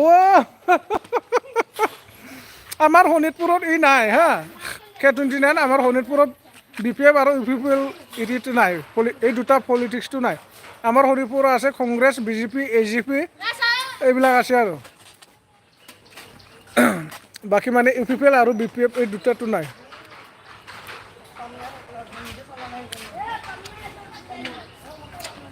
কিন্তু আমি শোণিতপুৰত হলেও মানে মোৰ প্ৰায় ভিডিঅ' মাখা মানে BPF আৰু UPPL ওপৰতে বনোৱা হয় না কাৰণ মোৰ গোটেইখিনি ভিডিঅ' চালে মানে সব পলিটিক্সৰে মই পলিটিক্সৰে ভিডিঅ' আনি থাকে একচুৱেলি মই নন বিটিআৰত হলেও মানে আমি আগৰ পৰা যেটো পাইছো সেই হিচাপত আমি মানে BPFক ভাল লাগে আৰু কি দূৰৰ পৰা হলেও মানে BPFৰ আমি ভাল লাগে কাৰণ যি হলেও অলপ আমাক নন বিটিআৰত মানুহ হলেও অলপ সহায় দিছিল এটাতো আজি 10 বছৰে হল হাৰি থাকাটো কেনেকুৱা সহায় কৰিব পাৰিব হয় না বেয়া নাপাবি মই হলে BPF আচ্ছা ভালে আছে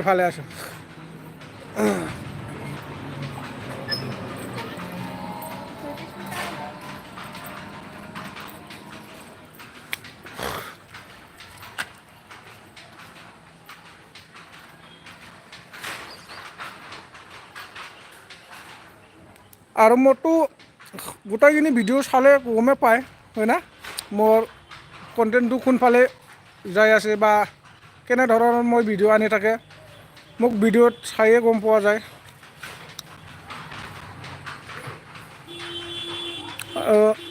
सेकेन्ड हेन्डखौसो लै आदा सेकेन्ड हेन्ड बालाय सोरबा माला फाननो नागिरथ' मास मोनसे आगोलाव बे साइडनिनो सासे मानसि फाननो नागिरदों बिराद दामिमोन खिन्थु हा ओमफ्राय मानसिया बाहेरायाव थायो माने खम समाव फाननो नागिरदोंमोन आरो फैसा गोनां जाथारदोंमोन ओमफ्राय दा फानबाय खोमा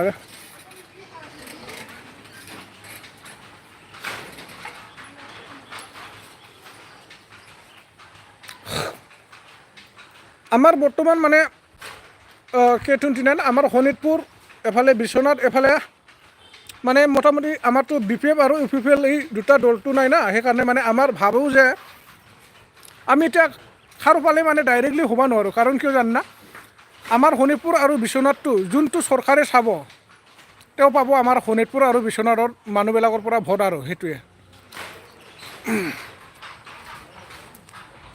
এতিয়াতো বেকাৰত আমাৰ পৰা শোণিতপুৰ আৰু বিশ্বনাথৰ ভোট BJPয়ে লৈ আছে বা কংগ্ৰেছে লৈ আছে AGPয়ে লৈ আছে আৰু বিভিন্ন ধৰণৰ পলিটিক্স পাৰ্টি আছে তেখেতসকলে লৈ আছে কিন্তু আমাৰ বড়োৰ মানে হেৰি নাই আৰু কি পলিটিক্স পাৰ্টি নাই শোণিতপুৰ আৰু বিশ্বনাথত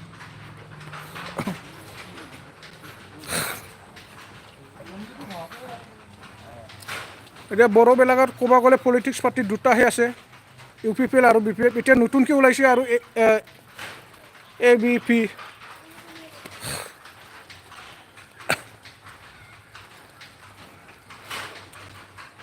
Alternative of Bodoland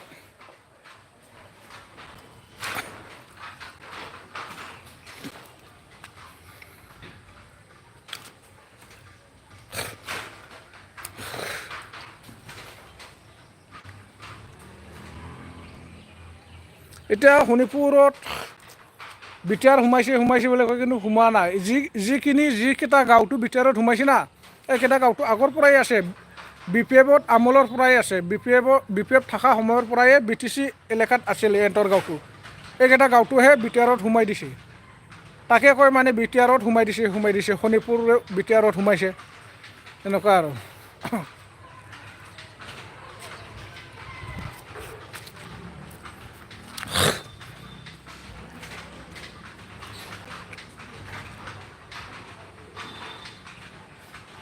যদি শোণিতপুৰ জিলাত যদি বিটিআৰে সোমাইছে সীমাটো দেখাই দিয়ক কহাই দি গৈছে সীমা কোনফালে গৈছে ক'ৰ পৰা আহিছে সীমাবিলাক আৰু ক'ত শেষ হৈছে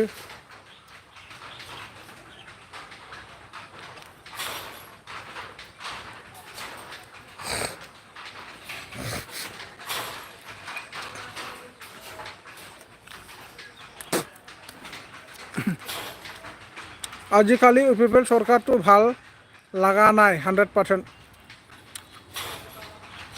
ভাববা গেলে এইটোৱে ক'ব লাগিব, কাৰণ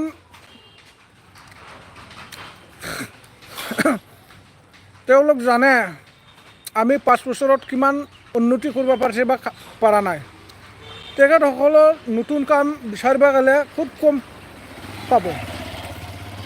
আগৰ যিখিনি হাগ্ৰামা মহিলাৰ ছাৰ বা বিপ্লৱত আমলত যি কাম হৈ থাকিছিল, এইকেইটা এই ৰিফাইৰিং কৰি মানে হেৰি কৰিছে, নাম লৈ আছে, নাম কামাই আছে। ৰিপেয়াৰিং কৰিছে, কিছুমান কাম ৰিপেয়াৰিঙো কমপ্লিট হোৱা নাই। দিল্লীত থকা বডোলেণ্ড গেষ্ট হাউচ আজিলৈকে হোৱাই নাই ৰিপেয়াৰিং।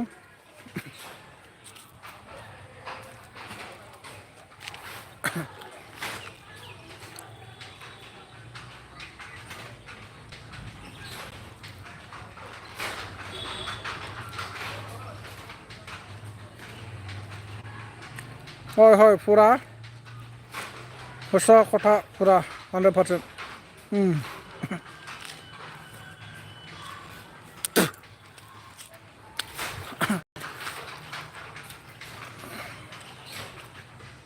একচুৱেলি আপুনিতো এছামিছ মানুহ চাগে হয় না বাঙালী?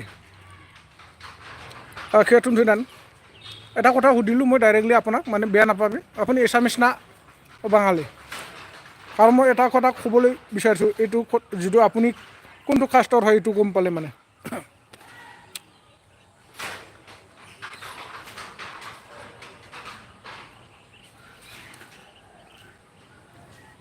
বেয়া নাপায় এইটো ক'ব পাৰিব?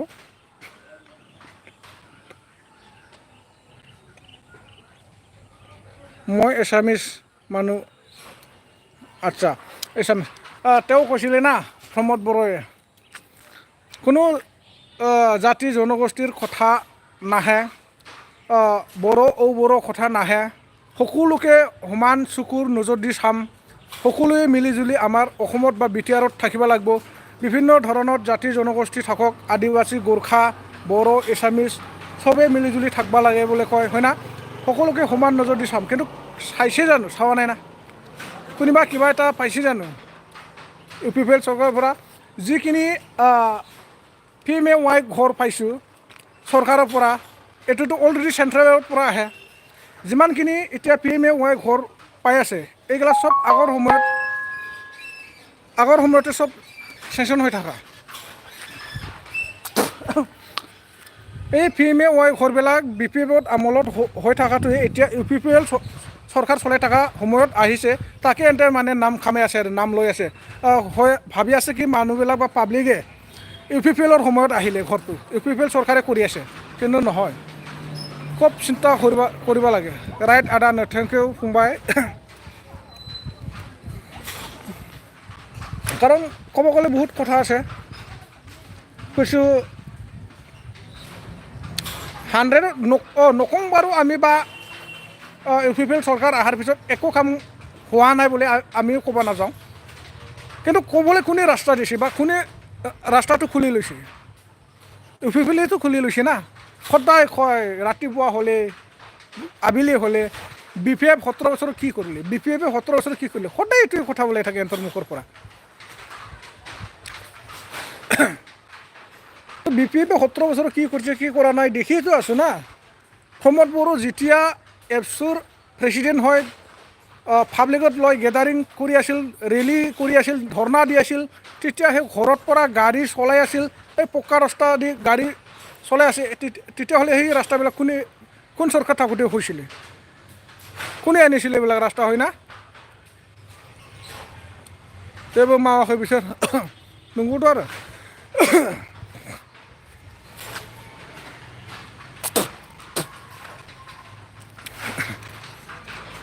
আগত যিখিনি BPF চৰকাৰ থাকোঁতে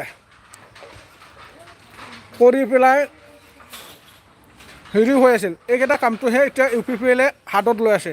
হাতত লৈ এতিয়া কাৰোবাৰ কাম ছাকচেছফুল কৰি আছে, কাৰোবাৰ কাম এনে ষ্টপ হৈ আছে। কাৰোবাৰ পৰা UPPL চৰকাৰ থাকোঁতে BJP থাকোঁতে কাৰাপশ্যন কেতিয়াও নহয় বুলি কয়। কিয় নহয়? বহুতজন মানুহৰ পৰা মানে পইচা খোৱা ভিডিঅ' ফুটেজে আছে দেখোন, ওলাই আছে।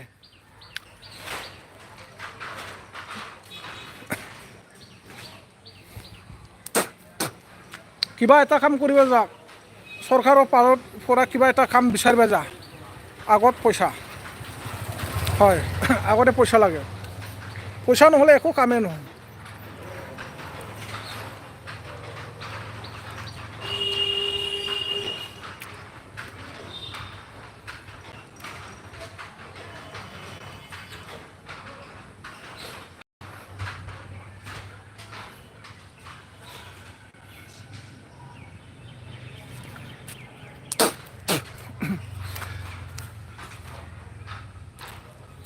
लान्था सारखौनो नांफिनगौ जोंनो। दाथ' बयबो बेखौनो सानखादों आरो एबाराव जिबायदि समस्या जानो थांगासिनो दंना, जुदि रायजो राजायाबो जुदि थगायाब्ला लान्था सारखौ बा हाग्रामा सारखौ ना, खुनु धरन माने UPPL फेजेननो हानायनि जेबो राहा गैया आरो हाग्रामा सारखौ। प्रमद सारा जुदि जेबो सोलो बाहायाब्ला,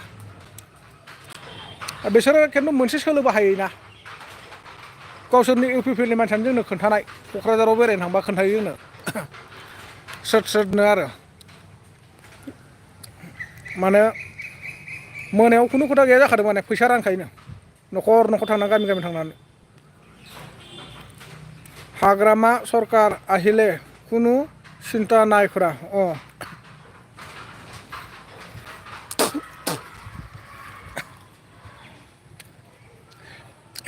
এটা হৈছে এটা দিনত বা এটা সময়ত হ'ব পাৰে, হয় না? হাগ্ৰামা ছাৰৰ এতিয়া যেনেকুৱা প্ৰমোদ বড়োৱে 5 বছৰ চৰকাৰ চলতে বহুতটা কাম ভেজাল হৈছে বা বহুতখিনি ভুল হৈ গৈছে, ঠিক সেনেকুৱা হাগ্ৰামা ছাৰৰো হৈছে। আমি হোৱা নাই বুলি ক'ব নাযাওঁ, হয় না নহয়?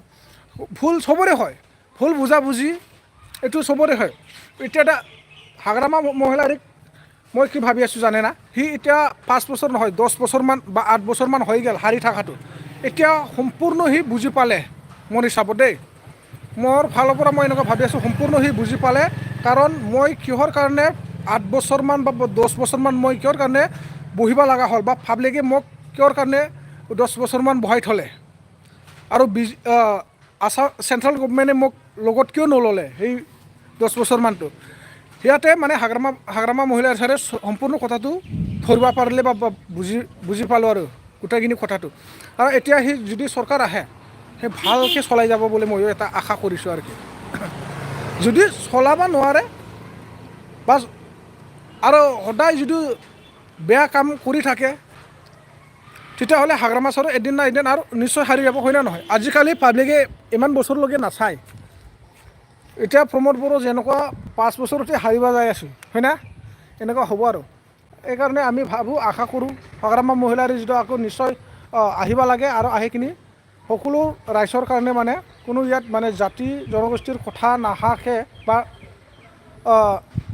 নকৰাকৈ, জাতি বুলি ঘিণ নকৰাকৈ মানে সকলোৰ সমাজৰ কাৰণে কাম কৰি যাব লাগে, উন্নতি কৰিব লাগে, হয় না? এইটোৱে মই ভাবোঁ আৰু কি।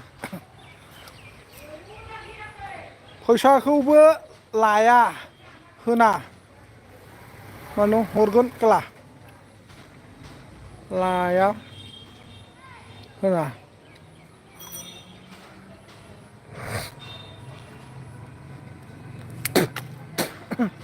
फैसाखौबो लाया होना हरगोन क्ला मोजां बुजायासै आं। आरो এটা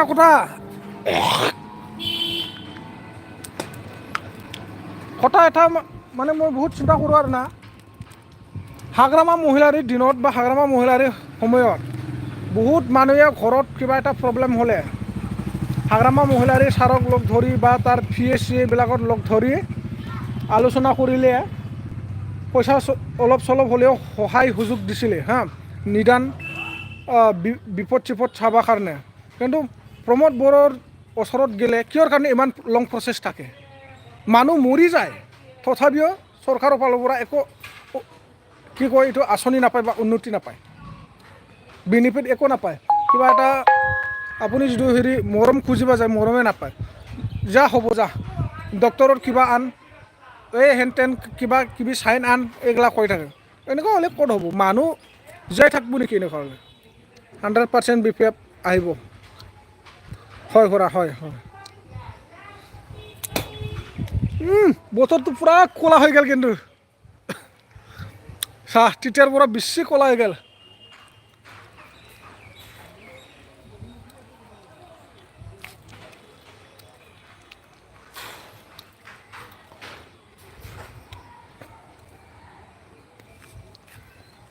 যি হওক এই 5 বছৰ সময়টো প্ৰমোদ বড়ো ছাৰে যদি ভালকৈ চলাই থাকিলেহেঁতেন পাব্লিকে বেয়া নাপালে হয়, হয় না? আৰু এতিয়া জমা হোৱাৰ কথা শুনি আছোঁ, যদি হ'ব পাৰে ভাল কথা, কিন্তু ভাবিব গ'লে হ'ব লাগে। এনেকুৱা 2-3টা এটা ফাট 2-3টা পাৰ্টি ওলাই থাকিলে কি হ'ব, ভোটটো সেই ভাঙি যাই থাকিব। এটাই পাৰ্টি থাকিলেহেঁতেন ধৰক 1 লাখ ভোটাৰ আছে, 1 লাখ ভোটাৰ্ছটো এটা পলিটিকেলি পালে হয় না। এতিয়া 2-3টা পলিটিক্স হ'ব, 1 লাখ ভোটাৰ্ছটো ভগালে কিমান হ'ব, 33,000কে হেৰি পৰিব 3টা পাৰ্টিত।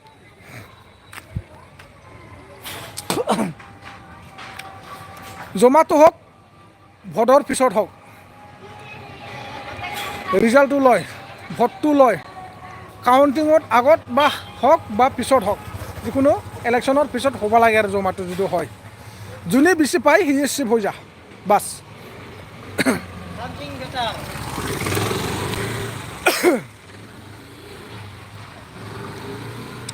ঘৰে ঘৰে BPF হৈ গৈছে, চবে জানা হৈছে। आदा नोंसोरनिया BTC गोलैया ना? ओहो गोलैया जोंना फंबाय, जोंना नन BTC।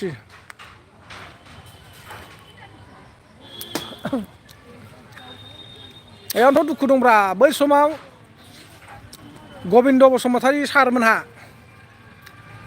सानदोंमोन, बयबो आसा फारिनानै थादोंमोन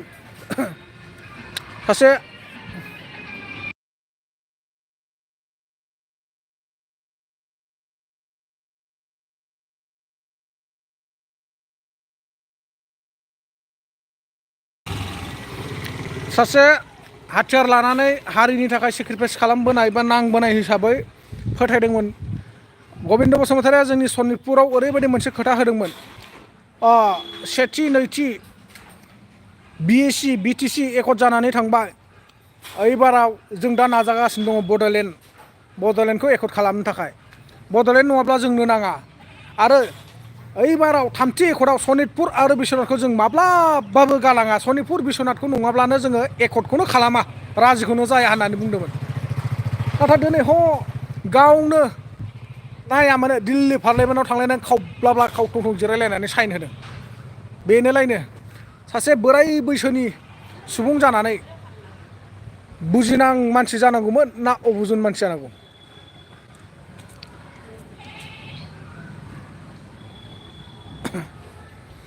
BPF आरो APB ज' जागोन, जायोबाथ' मोजां।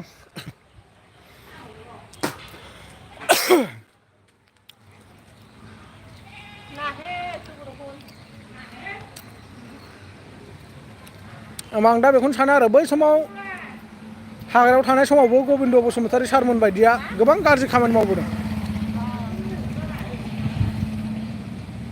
रन्जित बसुमतारी सार, गबिन्द बसुमतारी सार, बिथांमोना जोंखौथ' बाद दोन, गावसिनि आफादनि मानसिफोरखौनो दिनैसिमबो नाया, ओरैबायदि आरो। बेनोथ' दुखु मोनो, BTCआव सोनो हायासै बिसोर। बेथ' एकदम कारेक्ट मेन खोथाखा। जेब्लासिम आंथ' दा नुहुरबायसोलै फंबाय, बोरैबाबा मोनसे खोथासो, जिबायदि दायो बिटिसिआव थाखानाय बिटिसिआवनो बिटिआरखौ एकर्ड खालामदेरनायनि गेजेरजों गोबांथार नांथार दावराव दावसि खोनाबाय थायो। सोरांबानो ससियेल मिडियायाव दावराव, सोरांबानो ससियेल मिडियायाव दावराव। इउपिपिएलआ मावाखै, बिपिएफआ मावाखै, बिपिएफआव मानसि मोजां गैया, इउपिपिएलआव मानसि मोजां गैया। सोरांबाथाय गोबांथार खोथा खोनाबाय थायो। थाखा जानाय, फैसा जानाय, लामा मोजां मावफुङाखै, माबा मोजां मावफुङाखै होननानै गोबांथार खोनायो। दा जोंनि सनितपुरावथ' बुंनो थाङोब्ला दा बिटिसि गोलैयो हिसाबै जोंनि सनितपुराव आं ओरैबायदि सान्थिसो नुहुरो मथा मथि दा, ओरैबायदि सुख सान्थिसो नुहुरो। खिन्थु जोंनि सनितपुरावबो दा बिटिसि बा बिटिआरआ हाबोब्ला बेफोरबायदिनो नानांथा दावराव दावसि जाबाय थागोनदांसो नङो आङो। गबिन्द बसुमतारीखौ फेजेन रिहन दैमारि सारखौ देरहाहो आदा मोना। जोंना बेबो गोलैया फंबाय।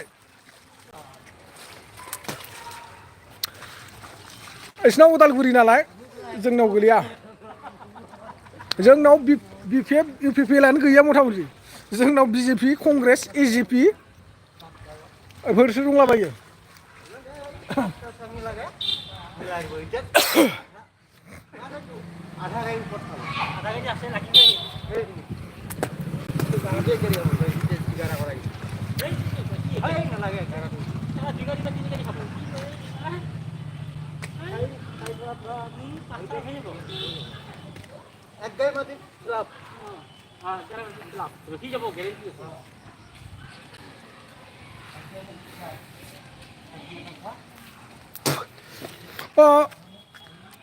K29 ভাই আৰু লোকেল হাণ্টাৰ ভাই, মই এতিয়া লাইভটো ৰাখিম হা, পিছত লগ পাম। কাৰণ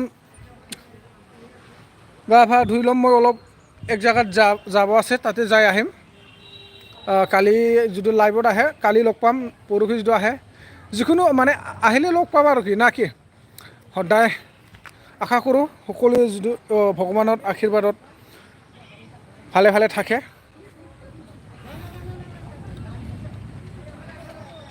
সময়টো আজি বুলি নহয়, সদায় আছোঁ, জীয়াই থকা লাগি আছে। লাইভটো আজি আহিলোঁ, কালিও আহিব পাৰিম বা পৰহিও আহিব পাৰিম, হয় না? চেচলাই আদা ওলাই फंबाय माथो होनबावनो।